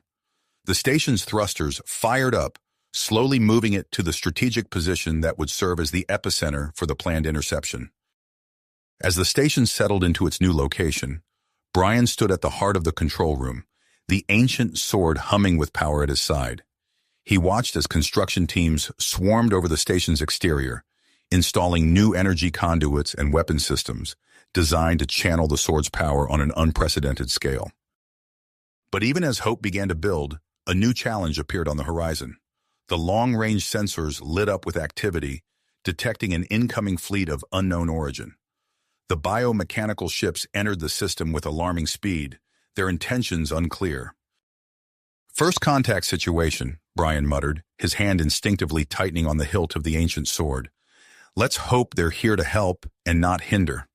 As the unknown fleet drew closer, Brian prepared to face this new development, knowing that the outcome of this encounter could very well determine the fate of their entire plan, and perhaps the galaxy itself. As Brian prepared to address the approaching unknown fleet, alarms blared throughout Nexus Prime. The long-range sensors had detected a new, more immediate threat. "Multiple contacts incoming," a technician shouted. "Energy signatures match those of the Cosmic Devourer fragment we previously encountered." Brian's enhanced mind quickly processed the information. "It's not just one fragment," he realized aloud. "It's a swarm." Admiral Chen strode to the central holo display, his face grim. "We need to act fast. If these fragments reach our construction sites or homeworlds, all our preparations will be for nothing." Without hesitation, Brian placed his hand on the ancient sword, feeling its power surge through him as he interfaced with Nexus Prime systems. The station's neural network came alive, connecting him to every ship and outpost in the system. "I have a plan," Brian announced, his voice steady despite the gravity of the situation. "We'll use a multi-pronged defense strategy. Admiral Chen, deploy the human reclamation fleet ships to these coordinates." He transmitted a series of positions throughout the system. "Their cloaking technology will give us an early warning system and first line of interception." Chen nodded, relaying the orders to his captains. Within moments, dozens of sleek human vessels shimmered out of view, taking up their assigned positions. Brian turned to Captain Drelna. "Captain, we need those new hybrid shields of yours. Form a protective barrier around our most vulnerable planets and outposts." Drelna's antennae twitched with dedication. Consider it done. She barked orders into her comm device, and soon a flotilla of Qatarian ships moved into position, their newly developed shields shimmering with a mix of familiar energy patterns and otherworldly quantum fluctuations. War Chief Grok, Brian continued, your Rift Strikers are our main offensive force. Deploy them alongside the Void Harbinger entities. Use your dimensional manipulation abilities to disrupt the fragments while targeting their weakened areas with your energy weapons. Grok's booming laugh filled the command center. At last, a true test for our warriors. We will not disappoint you, Brian of Earth. The massive Zarkol turned to his own command console, coordinating the deployment of his forces. As the allied species mobilized, the swarm of cosmic devourer fragments entered the outer reaches of the system. The cloaked human ships sent real-time data back to Nexus Prime, revealing the true extent of the threat. There are hundreds of them, Chen muttered, watching the incoming swarm on the main display, ranging from the size of small asteroids to capital ships. The battle began in earnest as the fragments encountered the first line of defense. Human ships decloaked just long enough to launch salvos of high-energy torpedoes before vanishing again. The explosions disrupted the fragments' formation, scattering them into more manageable groups. Qatarian vessels, their hybrid shields glowing brilliantly, formed a living wall before the most crucial planets and installations. As the fragments slammed against the shields, the impact sent shockwaves through space, but the shields held, absorbing and redirecting the destructive energies. Squadrons of Zarkol Rift Strikers, accompanied by the ethereal forms of Void Harbingers, engaged the fragments in a dazzling display of coordinated attacks. The warriors created micro-rifts that tore at the fragment structures, while their energy weapons targeted the weakened areas with surgical precision. As the battle raged, Brian's enhanced senses detected an anomaly. A group of biomechanical ships, previously unnoticed, had entered the fray. For a moment he tensed, fearing a new threat. But then he recognized their energy signatures.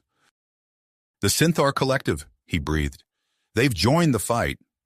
The Synthar ships unleashed swarms of nanite-controlled drones that attached themselves to the smaller cosmic devourer fragments. As Brian watched, the drones began breaking down the fragments at the molecular level, causing them to disintegrate harmlessly into space. With the battle in full swing, Brian's connection to Nexus Prime systems revealed a critical piece of information. The fragments' energy signatures weren't chaotic or random. They followed a distinct pattern. These aren't just broken pieces, Brian realized. They're probes, sent to gather information and weaken our defenses before the main cosmic devourer arrives. Acting on this insight, Brian reconfigured the partially completed energy-focusing array. He directed its power to emit a signal that interfered with the fragment's ability to transmit data.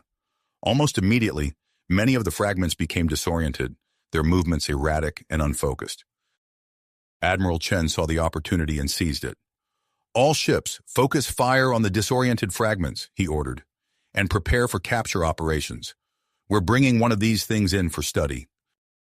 As the Allied forces pressed their advantage, several human reclamation fleet ships maneuvered into position around one of the larger, disoriented fragments. They activated modified tractor beams and containment fields, struggling to control the volatile energy that threatened to overload their systems. The capture operation was fraught with danger.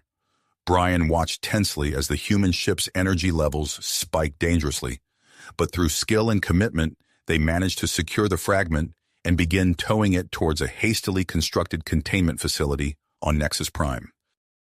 As the captured fragment was brought in for study, Brian knew that the information they gleaned from it could be crucial in their upcoming confrontation with the main cosmic devourer. But he also realized that their victory against this swarm of probes was just the beginning. The real test was yet to come, and they would need every advantage they could get to face the full might of the cosmic devourer. As he looked out at the still-raging battle, Brian's mind was already racing with new strategies and modifications to their plans. The ancient sword hummed at his side, its energy pulsing in time with the ebb and flow of the cosmic conflict unfolding before them. Whatever challenges lay ahead, Brian knew that the hope of the universe would be decided here, in this crucible of stars and civilizations. crucible of stars and civilizations. As the battle against the fragment swarm began to wind down, a new alert sounded throughout Nexus Prime's command center. Massive energy signature detected! A sensor operator called out, their voice tinged with awe and fear. It's unlike anything we've ever seen before. Brian's enhanced senses immediately locked onto the incoming data. The readings were off the charts, dwarfing even the combined power of their entire fleet. As he processed the information, a shimmering distortion appeared at the edge of the system, rapidly growing in size and intensity. "All ships, battle stations!" Admiral Chen barked, his fingers flying over holographic controls. "Prepare for possible hostile contact." The Allied forces, still catching their breath from the recent skirmish, scrambled to regroup. Katarian shields hummed to life, Zarkol rift strikers took up defensive formations, and human vessels engaged their stealth systems. As the distortion grew, it began to take shape. A massive vessel, easily dwarfing Nexus Prime itself, emerged from what appeared to be a localized fold in spacetime. Its surface was a mesmerizing blend of gleaming metal and pulsating energy fields, with design elements that seemed to defy the laws of physics. "By the void," War Chief Grok breathed, his multiple hearts pounding. "Is that—" "A precursor ship," Brian finished, his mind racing with the implications. The ancient sword at his side began to vibrate, its energy resonating with the approaching vessel. Without warning, Brian felt a surge of power course through him. The sword's energy intertwined with Nexus Prime's systems, creating a connection he'd never experienced before. Acting on instinct, he placed his hand on the station's main control interface. "Wait," he called out as the Allied fleet prepared to engage. I think I can communicate with them." Brian closed his eyes, focusing on the strange new sensations flooding his consciousness. Through the sword and Nexus Prime, he projected a burst of carefully modulated energy towards the precursor ship. Moments later, a response came, not in words but in patterns of energy and information that his enhanced mind could interpret. "They're not here to attack," Brian announced, his voice filled with a mix of relief and excitement. "They're rebels, precursors who disagree with their civilization's hands-off approach. They want to help us fight the cosmic devourer." A tense silence fell over the command center as the implications sank in. Admiral Chen was the first to speak. "Can we trust them? This could be a trick." Before Brian could respond, a holographic image flickered to life in the center of the room. A being of pure energy, vaguely humanoid in shape but constantly shifting and flowing, addressed them. "I am Archon Zix," the being said, its voice resonating directly in their minds. "We have broken our people's most sacred laws to come to your aid. The threat you face is greater than you know, and we can no longer stand idly by." Captain Drelna's antennae twitched with suspicion. "How do we know you're telling the truth? Why come now, after eons of non-interference?" Archon Zix's form pulsed with what might have been interpreted as a sigh. "Because we have seen the future, or rather, the lack of one. If the cosmic devourer is not stopped here, it will consume not just this galaxy, but all of existence. We bring knowledge, technology, and our own lives to your cause." Brian, still connected to Nexus Prime systems, felt the truth of Zix's words. The ancient sword hummed in agreement. He turned to the assembled leaders. "I believe them, and I think we need to accept their help." After a heated debate and a close vote, the Galactic Council agreed to allow Archon Zix and a team of precursor scientists to dock with Nexus Prime. As the renegade precursors boarded, bringing with them crates of advanced technology and data crystals, Brian felt a surge of hope. Archon Zix approached Brian, its energy form shifting and swirling. "The sword you carry, it is more than a weapon. It is a key. Together we can unlock Nexus Prime's true potential." Under Zix's guidance, Brian placed the ancient sword into a previously hidden receptacle within Nexus Prime's central core. The station hummed to life in ways they had never seen before, revealing hidden chambers and long-dormant systems. "This station," Zix explained, "was designed as a nexus point for a galaxy-wide defense network. We built it eons ago, preparing for threats like the cosmic devourer. Now it is time to reactivate it." As Brian initiated the reactivation sequence, new displays flickered to life throughout the command center. The full scope of Nexus Prime's capabilities began to unfold before their eyes. Admiral Chen whistled low. With this kind of firepower, we might actually stand a chance. But before they could fully process the implications of these discoveries, a sensor operator's panicked voice cut through the air. Massive disturbance detected at the edge of the system. It's tearing space apart. All eyes turned to the main view screen. A colossal rift was forming, reality itself seeming to peel away at its edges. And from within that impossible tear, something was emerging, something so vast it defied comprehension. The Cosmic Devourer had arrived. Brian's hands flew over the newly activated controls, his mind interfacing directly with Nexus Prime's enhanced systems. All ships, prepare for immediate engagement. This is not a drill. I repeat, this is not a drill. As the Allied fleet moved into position, Brian felt the weight of countless lives resting on his shoulders.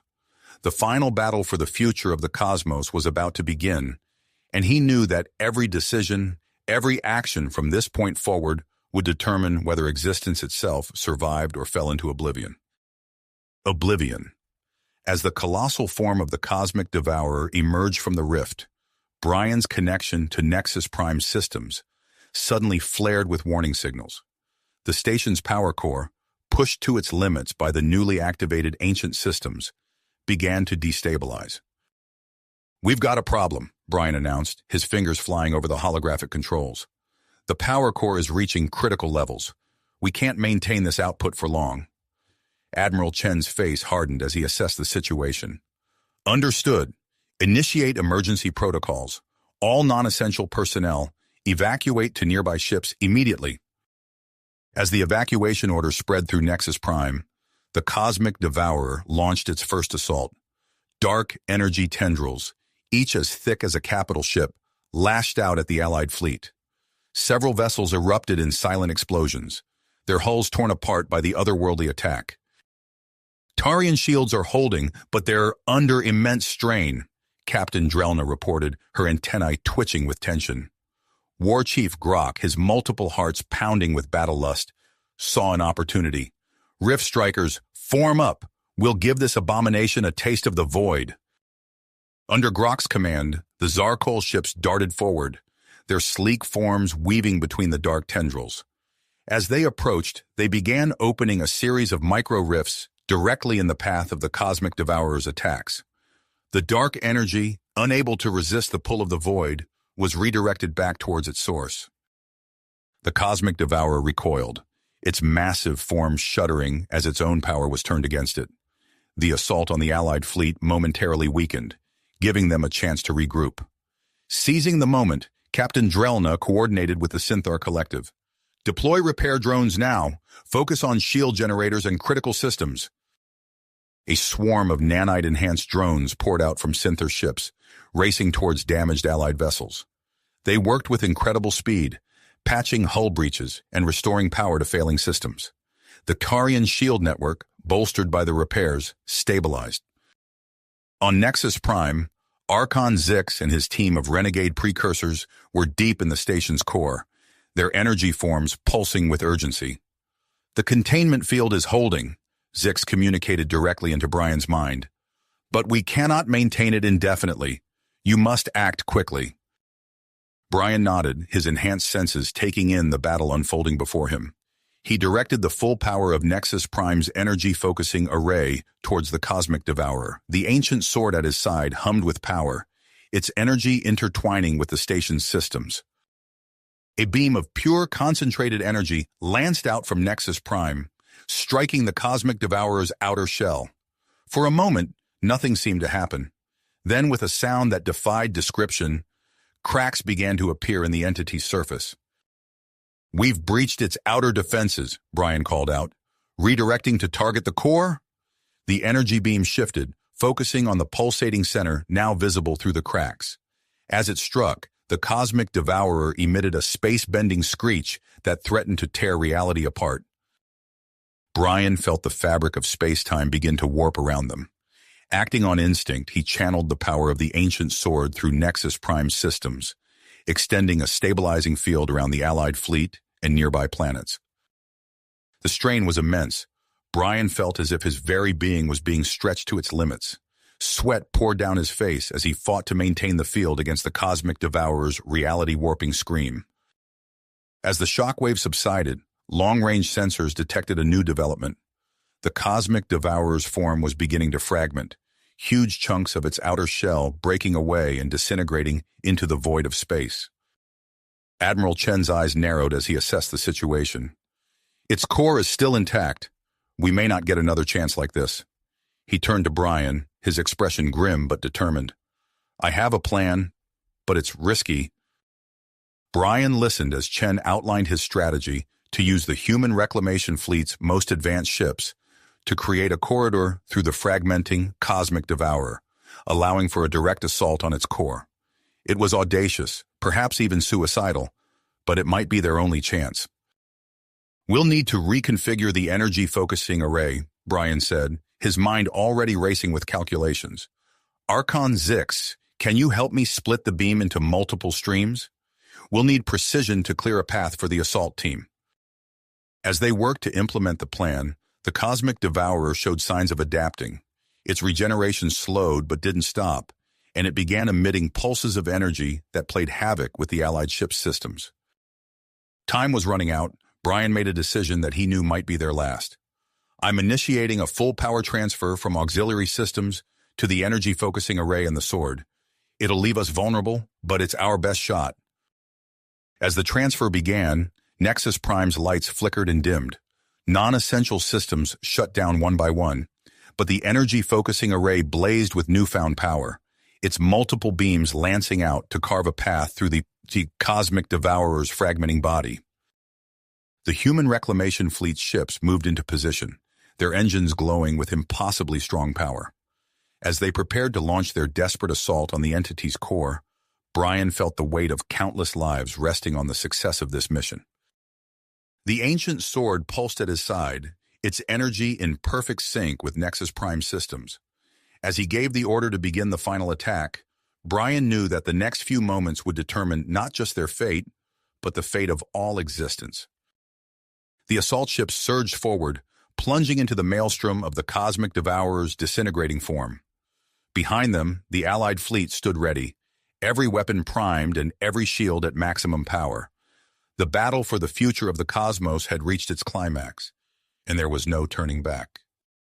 The assault ships surged forward, their engines blazing as they plunged into the maelstrom of the Cosmic Devourer's disintegrating form. Brian's fingers flew over the holographic controls, his mind racing to keep up with the overwhelming influx of data. Initiating full power transfer from auxiliary systems to the energy-focusing array and the sword, he announced, his voice tight with concentration. Nexus Prime's lights flickered and dimmed as non-essential systems shut down one by one. The energy-focusing array blazed to life, its multiple beams lancing out to carve a path through the Cosmic Devourer's fragmenting body. Admiral Chen's voice crackled over the comm. We're entering the breach. Stay on target, people. This is our one shot. Brian watched on the main view screen as Chen's squadron navigated the treacherous corridor. The ship's hulls groaned under the strain of intense gravitational forces, their shields flickering against the onslaught of dark energy. Suddenly, two ships in Chen's squadron erupted in silent explosions, torn apart by lashing tendrils of dark energy.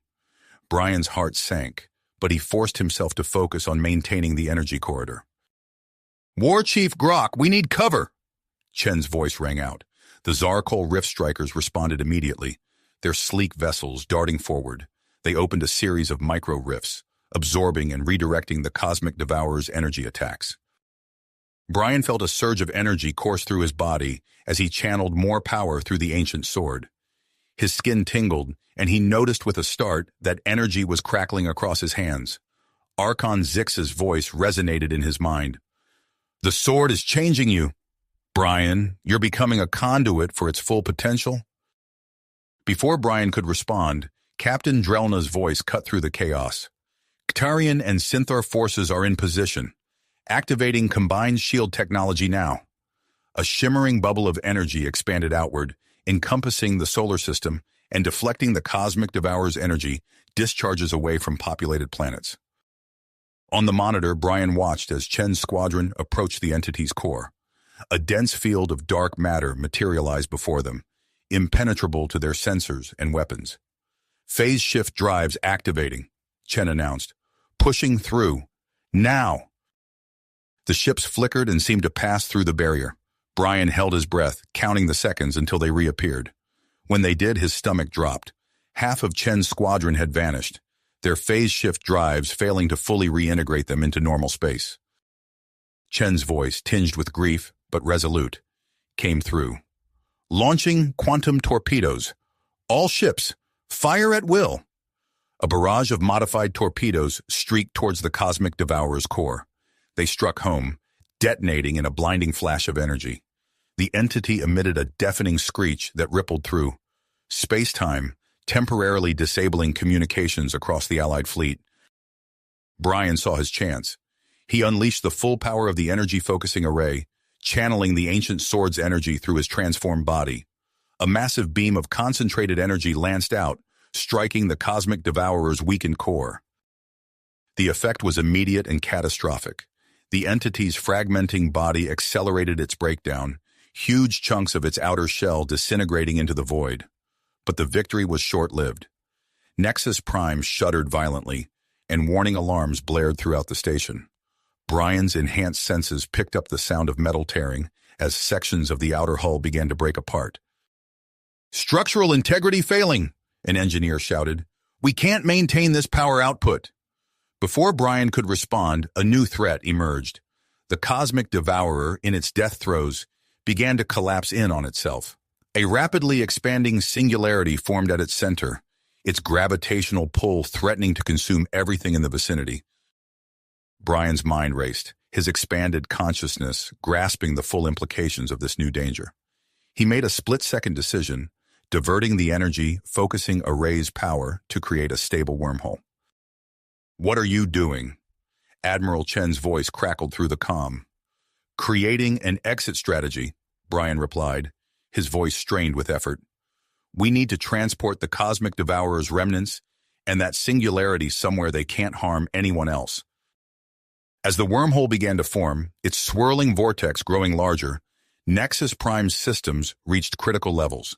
The station groaned and shuddered, forced to channel more power than it was ever designed to handle. "All ships retreat to a safe distance," Chen ordered. "We'll stay behind to support Brian's efforts." The Allied fleet began to pull back, but the gravitational forces at play were already causing severe damage. Brian watched as ships struggled against the pull of the singularity, their engines straining to break free. With a final surge of power, the wormhole stabilized, its maw wide enough to swallow the remains of the cosmic devourer and the expanding black hole. Brian felt the ancient sword pulse in sync with his heartbeat, its energy fully unleashed. Nexus Prime lurched violently, entire sections of the station breaking away. Brian knew they were out of time. With unshakable focus, he set a course for the heart of the chaos, steering what remained of Nexus Prime towards the wormhole. "Brian, what are you doing?" Chen's voice came through, filled with alarm. "Finishing this," Brian replied, his hands steady on the controls as he guided the disintegrating station forward. The wormhole loomed before them, a swirling vortex of unimaginable power.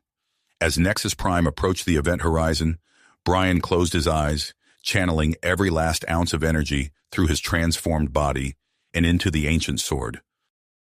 The station trembled on the brink of oblivion, poised to plunge into the unknown depths of the wormhole, carrying with it the remnants of the cosmic devourer and the newly formed singularity. The fate of the stars hung in the balance as Brian prepared for one final, audacious attempt. The fate of the stars hung in the balance as Brian prepared for one final, audacious maneuver. With unwavering focus, he guided the disintegrating remains of Nexus Prime towards the swirling maw of the wormhole. As they approached the event horizon, Brian felt a surge of power unlike anything he had experienced before. The ancient sword pulsed in sync with his heartbeat, its energy coursing through his body. His skin crackled with visible arcs of electricity, and his eyes began to emit a blinding light. The sword's influence extended beyond Brian's body, creating a protective energy field around the remaining core of Nexus Prime. The station's structural integrity, pushed far beyond its limits, held together under this newfound power. "Brian, status report," Admiral Chen's voice crackled through the comm, barely audible over the cacophony of alarms and groaning metal.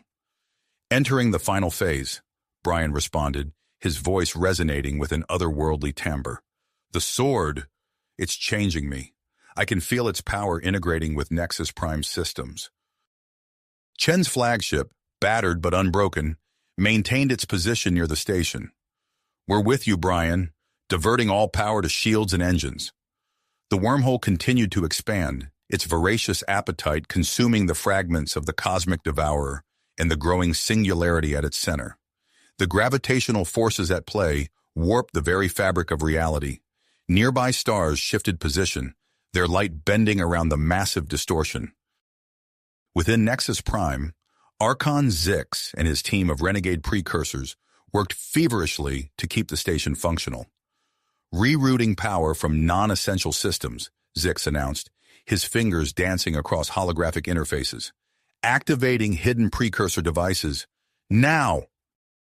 A series of long-dormant mechanisms hummed to life throughout the station, revealing Nexus Prime's true nature as an ancient cosmic defense system. The station's remaining systems stabilized, reinforcing the structural integrity field. Brian, his consciousness expanded by the sword's power, initiated the next phase of his plan.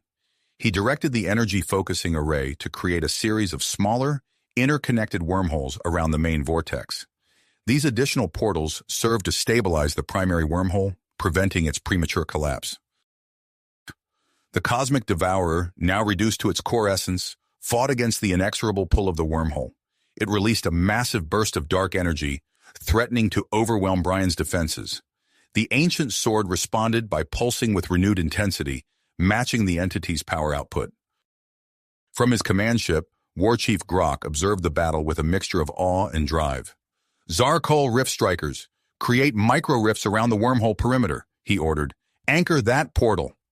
The sleek Zarkol vessels darted into position, opening a series of precisely calculated micro-rifts.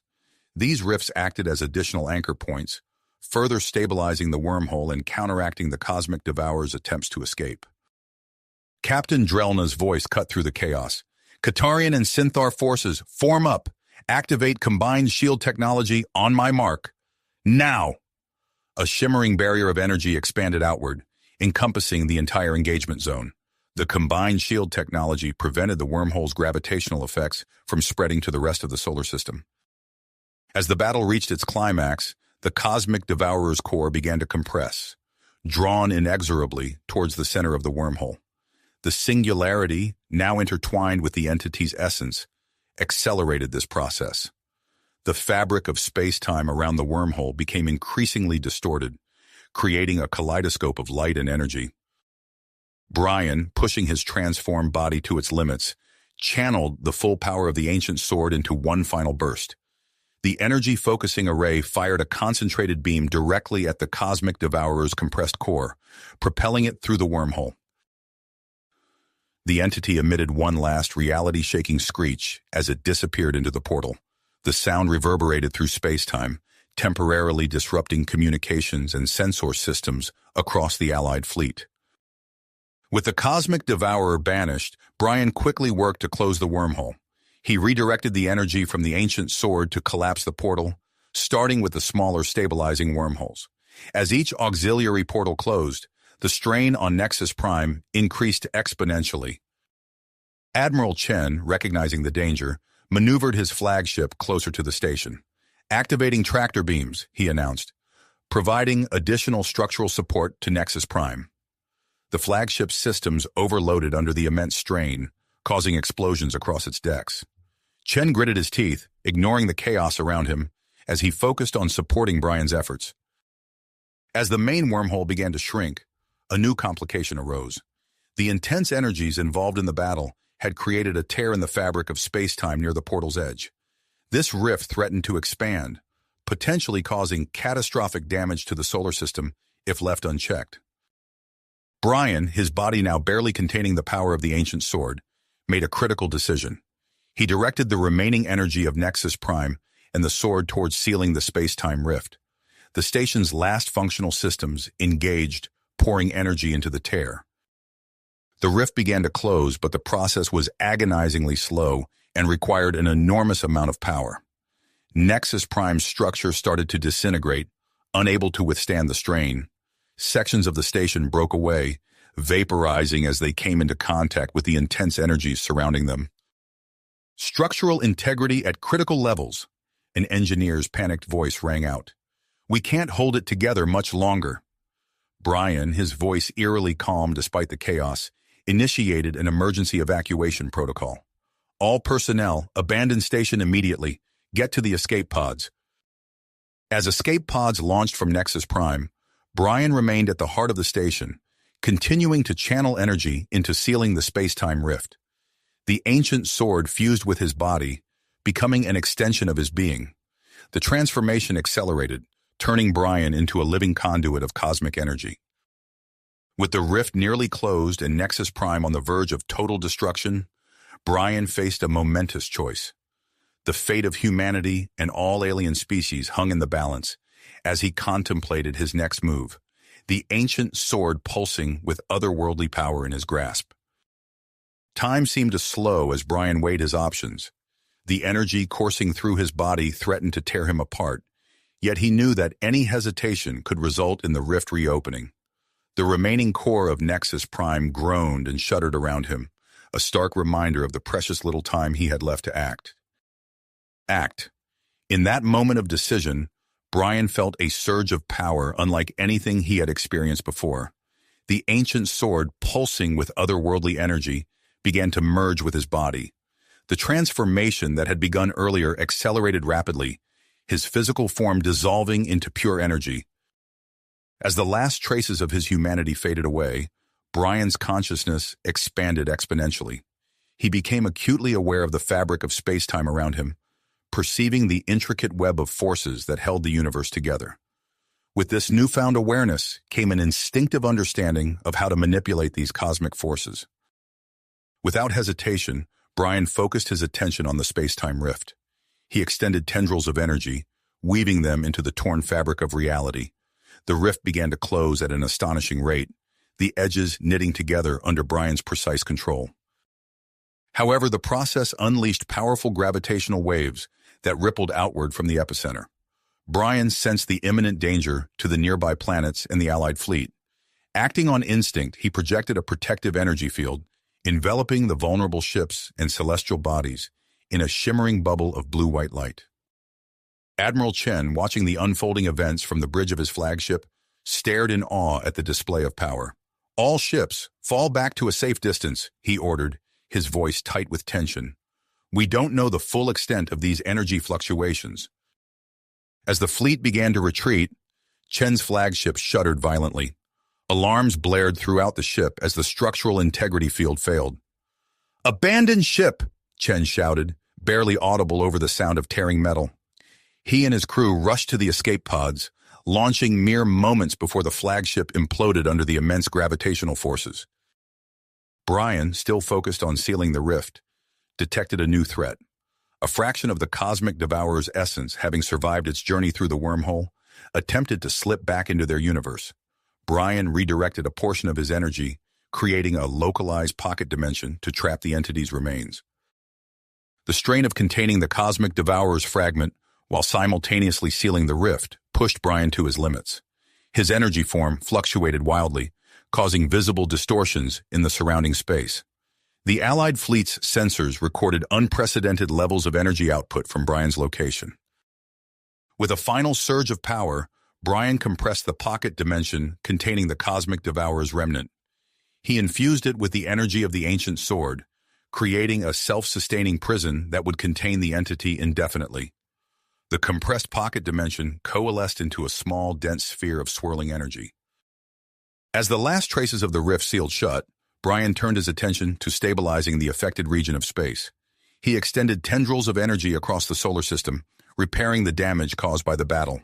Nearby stars shifted back into their proper alignment, and gravitational abnormalities corrected themselves under his influence. The immense power required for these actions began to take its toll on Brian's transformed state. His energy form started to flicker and lose cohesion, threatening to disperse into the vacuum of space. Brian searched desperately for a way to anchor his consciousness and preserve his new abilities. Aboard a nearby precursor vessel, Archon Zix monitored Brian's deteriorating condition with growing alarm. "We're losing him," Zix muttered, his fingers dancing across holographic interfaces. "Activating the Nexus Shard now." A long-dormant artifact stored within the ship hummed to life. The Nexus Shard, a crystalline structure of impossible complexity, began to glow with an inner light. Zix maneuvered his ship closer to Brian's dispersing energy form and activated a tractor beam. "Hold on, Brian," Zix said, carefully guiding the destabilizing energy towards the artifact. "This precursor technology should be able to contain and stabilize your new form." As Brian's consciousness made contact with the Nexus Shard, he felt an immediate stabilizing effect. His energy was rapidly absorbed into the crystalline structure, its facets displaying swirling patterns that mirrored his thoughts and emotions. From within the artifact, Brian found he could interface with the ship's systems. He reached out, establishing a connection with Zix and the Allied fleet. "I'm here," Brian's thoughts echoed through the communication channels. "But I'm different, changed in ways I don't fully understand yet." Zix initiated a series of tests to assess the extent of Brian's powers. "Your energy signature is unlike anything we've ever seen," the Archon reported. "It seems you've become a being of pure cosmic energy, capable of manipulating the fundamental forces of the universe." As news of Brian's transformation and the defeat of the Cosmic Devourer spread throughout the Allied forces, the various factions began to assess the aftermath of the battle. Debris fields from destroyed ships and fragments of Nexus Prime littered the solar system, silent testaments to the ferocity of the conflict. War Chief Grok's gravelly voice came through the comm channel. "The threat may be contained, but we must prepare for future incursions. I propose we form a special task force to study and harness the power contained within the precursor artifact." Captain Drelna quickly voiced her support. "The Tarian scientific community would be honored to contribute our expertise to this research," she said. "We stand ready to assist in any way we can." As the Allies discussed their next steps, long-range sensors detected unusual energy signatures from the outer reaches of the solar system.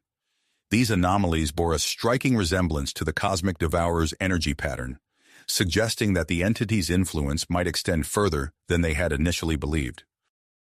Brian, still adjusting to his new existence within the Nexus Shard, focused his expanded consciousness on these distant disturbances.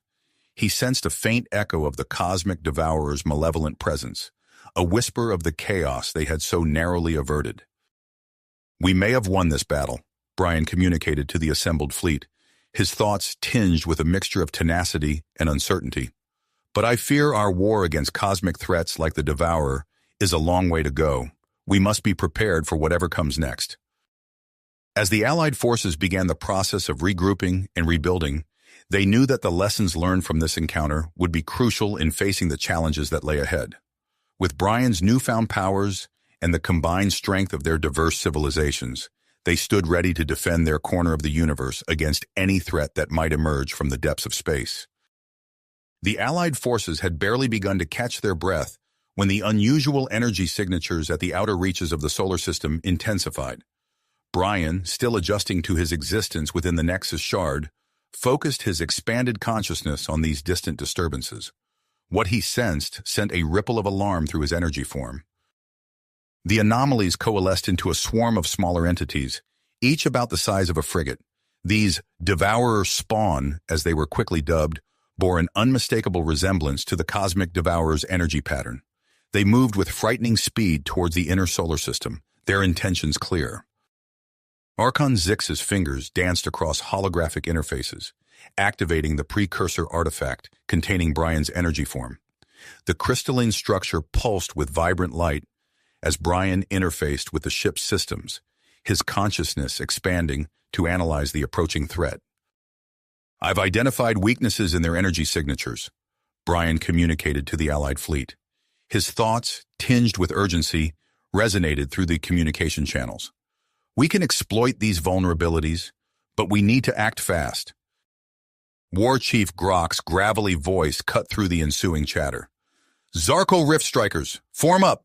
We'll coordinate with the Void Harbingers to create a defensive line.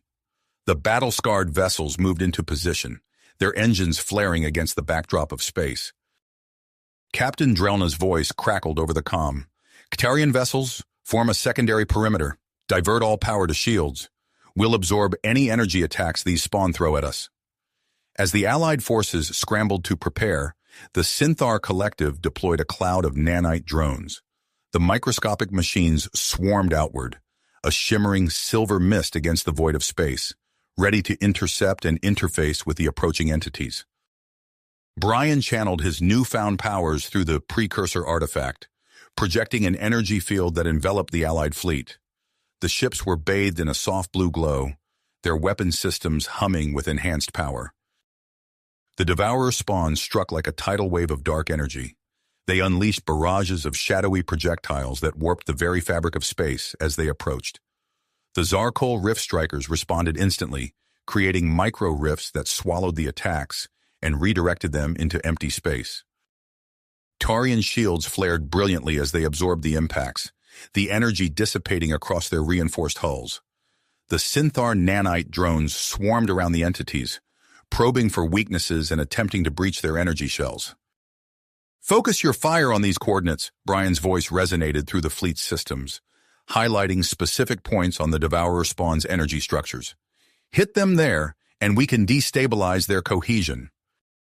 The precursor ship, guided by Brian's consciousness, fired precision energy beams that struck the entities with surgical accuracy. Where the beams hit, the Devourer spawn's energy shells flickered and wavered. As the battle raged, a new complication arose. The compressed pocket dimension containing the remnant of the original cosmic devourer began to fluctuate wildly. The sphere of swirling energy pulsated with growing intensity, threatening to break free from its containment. Brian diverted a portion of his consciousness to address this new threat. He extended tendrils of energy, creating a series of tethers that anchored the sphere to nearby asteroids and debris. The strain of maintaining these energy tethers while coordinating the battle taxed his abilities to their limit. With Brian's attention divided, the pressure on the Allied forces intensified. Several ships sustained heavy damage, their hulls breached by the relentless assault of the Devourer spawn. The defensive lines began to buckle under the onslaught. War Chief Grok's voice boomed over the comm channels. All ships, fall back and regroup around the precursor vessel. We need to consolidate our defenses. As the Allied fleet retreated, the Devourer spawn underwent an unexpected transformation. The entities began to merge, combining their energy to form larger, more powerful structures. These new formations shrugged off attacks that had previously been effective, retaliating with devastating energy blasts that overwhelmed even the enhanced shields of the Allied ships. Captain Drelna, her voice tight with tension, proposed a daring strategy. The pocket dimension, we can use it as a weapon. If we release its energy in a controlled manner, we might be able to disrupt these merged entities.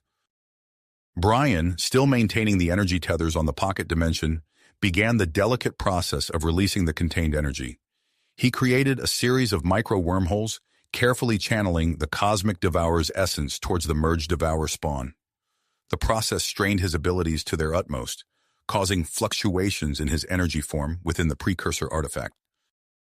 As the released energy made contact with the merged devourer spawn, a chain reaction began. The entity's structures became unstable, their energy patterns disrupted by the introduction of the original cosmic devourer's essence. The swarm's coordinated attacks faltered, giving the Allied fleet an opportunity to press their advantage. War Chief Grok seized the moment, leading a counteroffensive with the remaining Zarkal Rift Strikers. They targeted the weakened points of the merged entities, creating dimensional rifts that further destabilized their structures. The Synthar nanite drones, reconfigured to exploit the new vulnerabilities, swarmed into the rifts, attacking the entities from within. The largest of the merged devourer spawn, now unstable and desperate, made a final push towards the precursor ship containing Brian's energy form. The entity, recognizing the threat posed by Brian's powers, concentrated all its remaining energy into a massive attack. Archon Zix's voice cut through the chaos. "Emergency protocol initiated. Brian, prepare yourself. This might be our only chance." The crystalline structure housing Brian's consciousness began to reconfigure, its facets aligning into a new formation. Brian felt a surge of power unlike anything he had experienced before, but also a dangerous instability in his energy form. As the Merge Devourer spawn launched its final assault, Brian made his decision. He pushed his abilities beyond their previous limits, tapping into the full potential of the precursor artifact. The ship's systems surged with unprecedented levels of energy as Brian prepared to confront the approaching threat head-on. The Allied fleet, battered but unbroken, rallied behind the precursor ship. They formed a protective formation, ready to support Brian in this final confrontation. As the Merge Devourer spawn bore down upon them, Brian channeled the full extent of his transformed abilities, preparing to unleash a power that could reshape the very fabric of space-time. Space itself. The precursor ship pulsed with an otherworldly glow as Brian's energy form expanded, filling every system and circuit with raw cosmic power. As the Merge Devourer spawn hurtled towards them, Brian projected an enormous energy field that enveloped both the Allied fleet and the approaching threat. Within this shimmering dome, the laws of physics began to warp and twist. The Devourer spawn's attacks, dark tendrils of destructive force, bent and curved as they entered the field, rendered harmless by Brian's manipulation of space-time. War Chief Grok, seizing the moment, barked orders to his Zarkol Rift Strikers. "All units converge on the primary target. Create a rift network within its core." The battle-scarred ships dove into the heart of the largest merged entity, their engines leaving trails of blue fire against the backdrop of distorted space. As they penetrated the creature's energy shell, they began generating a complex web of intersecting dimensional rifts. The entity's structure quivered and shook as the rifts tore at its cohesion from within. Meanwhile, Captain Drelna's voice crackled over the comm channels. "Katarian vessels, prepare to fire! Quantum torpedoes, full spread!" The sleek Katarian ships unleashed a barrage of modified quantum torpedoes. As they streaked towards the Devourer spawn, their warheads pulsed in perfect synchronization with Brian's energy field. The torpedoes struck home, their enhanced payload resonating with the weakened structure of the merged entity. The combined assault proved devastating. The largest Devourer spawn began to fracture, its once unified form breaking apart into chaotic swirls of dark energy. Brian, sensing the opportunity, extended tendrils of pure cosmic force from the precursor ship. These luminous strands wrapped around the fragmenting entity, constricting with inexorable power. With a surge of will, Brian compressed the Devourer spawn, forcing its vast energies into an ever-smaller volume. The creature's form collapsed in on itself, transforming from a terrifying leviathan into a dense sphere of swirling darkness no larger than a small asteroid. As Brian held the compressed entity in check, Archon Zix's fingers danced across holographic interfaces. "Activating containment protocols," the Archon announced, their voice tight with concentration. The hull of the precursor ship began to shift and transform. Plates of unknown alloy slid apart, revealing an ancient device nestled within the ship's core. This containment unit, clearly designed for entities of cosmic power, hummed with potential energy. Brian guided the compressed Devourer spawn towards the device. As the sphere of dark energy approached, the containment unit activated. Arcs of brilliant light lashed out, enveloping the compressed entity and drawing it inexorably inward. With a final pulse of energy that momentarily outshone the system's sun, the containment unit sealed shut, trapping the remnants of the Devourer spawn within. A moment of stunned silence fell over the Allied fleet as the realization of their victory sank in. Then slowly, Brian turned his vastly expanded consciousness to the solar system around them. The devastation wrought by the prolonged conflict was immense. Shattered planets, fields of debris where mighty ships once flew, the very fabric of space scarred by the battle's fury. Brian extended his influence outward, his energy suffusing the system. Under his guidance, the laws of physics bent and reformed. Fragments of destroyed planets began to coalesce, swirling together in defiance of gravity. Molten cores stabilized, atmospheres reasserted themselves, and within moments, worlds that had been torn asunder stood whole once more.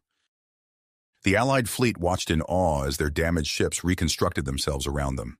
Hull breaches sealed, shattered systems reintegrated, and crews that had been exposed to the vacuum of space found themselves whole and unharmed, as if awakening from a dream. As Brian's power reshaped reality, the debris field from the destroyed Nexus Prime began to move. Fragments of technology from every allied species merged and combined, guided by Brian's cosmic awareness. A new structure took shape, a sleek advanced station that incorporated the best aspects of each civilization's engineering. This reborn Nexus hung in space, a gleaming symbol of unity and a watchtower against future threats. Yet even as the Allies marveled at this display of power, Brian faced a critical juncture. His energy form, now exponentially more powerful than before, had become too volatile for the precursor artifact to contain.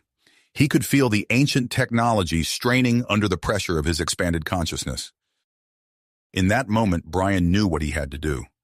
To protect the galaxy he had fought so hard to save, to maintain his own existence and fulfill his potential, he would need to transcend his current state entirely. With a final surge of will, Brian allowed his consciousness to expand beyond the confines of the precursor ship. His energy dispersed, spreading outward at the speed of thought. The crystalline structure that had housed him shattered, its fragments scattering across the solar system, each shard glimmering with a fraction of Brian's essence. As Brian's awareness merged with the very fabric of space-time, the Allied leaders received a telepathic message, clear and strong despite the vast distances now separating them. I am everywhere, and I am with you always. The galaxy itself is now my body, the cosmic tapestry, my mind. I will watch over you all, a silent guardian against the threats that lurk in the depths of space. Our journey together has only just begun. The message faded, leaving the Allied leaders to contemplate the magnitude of what had transpired.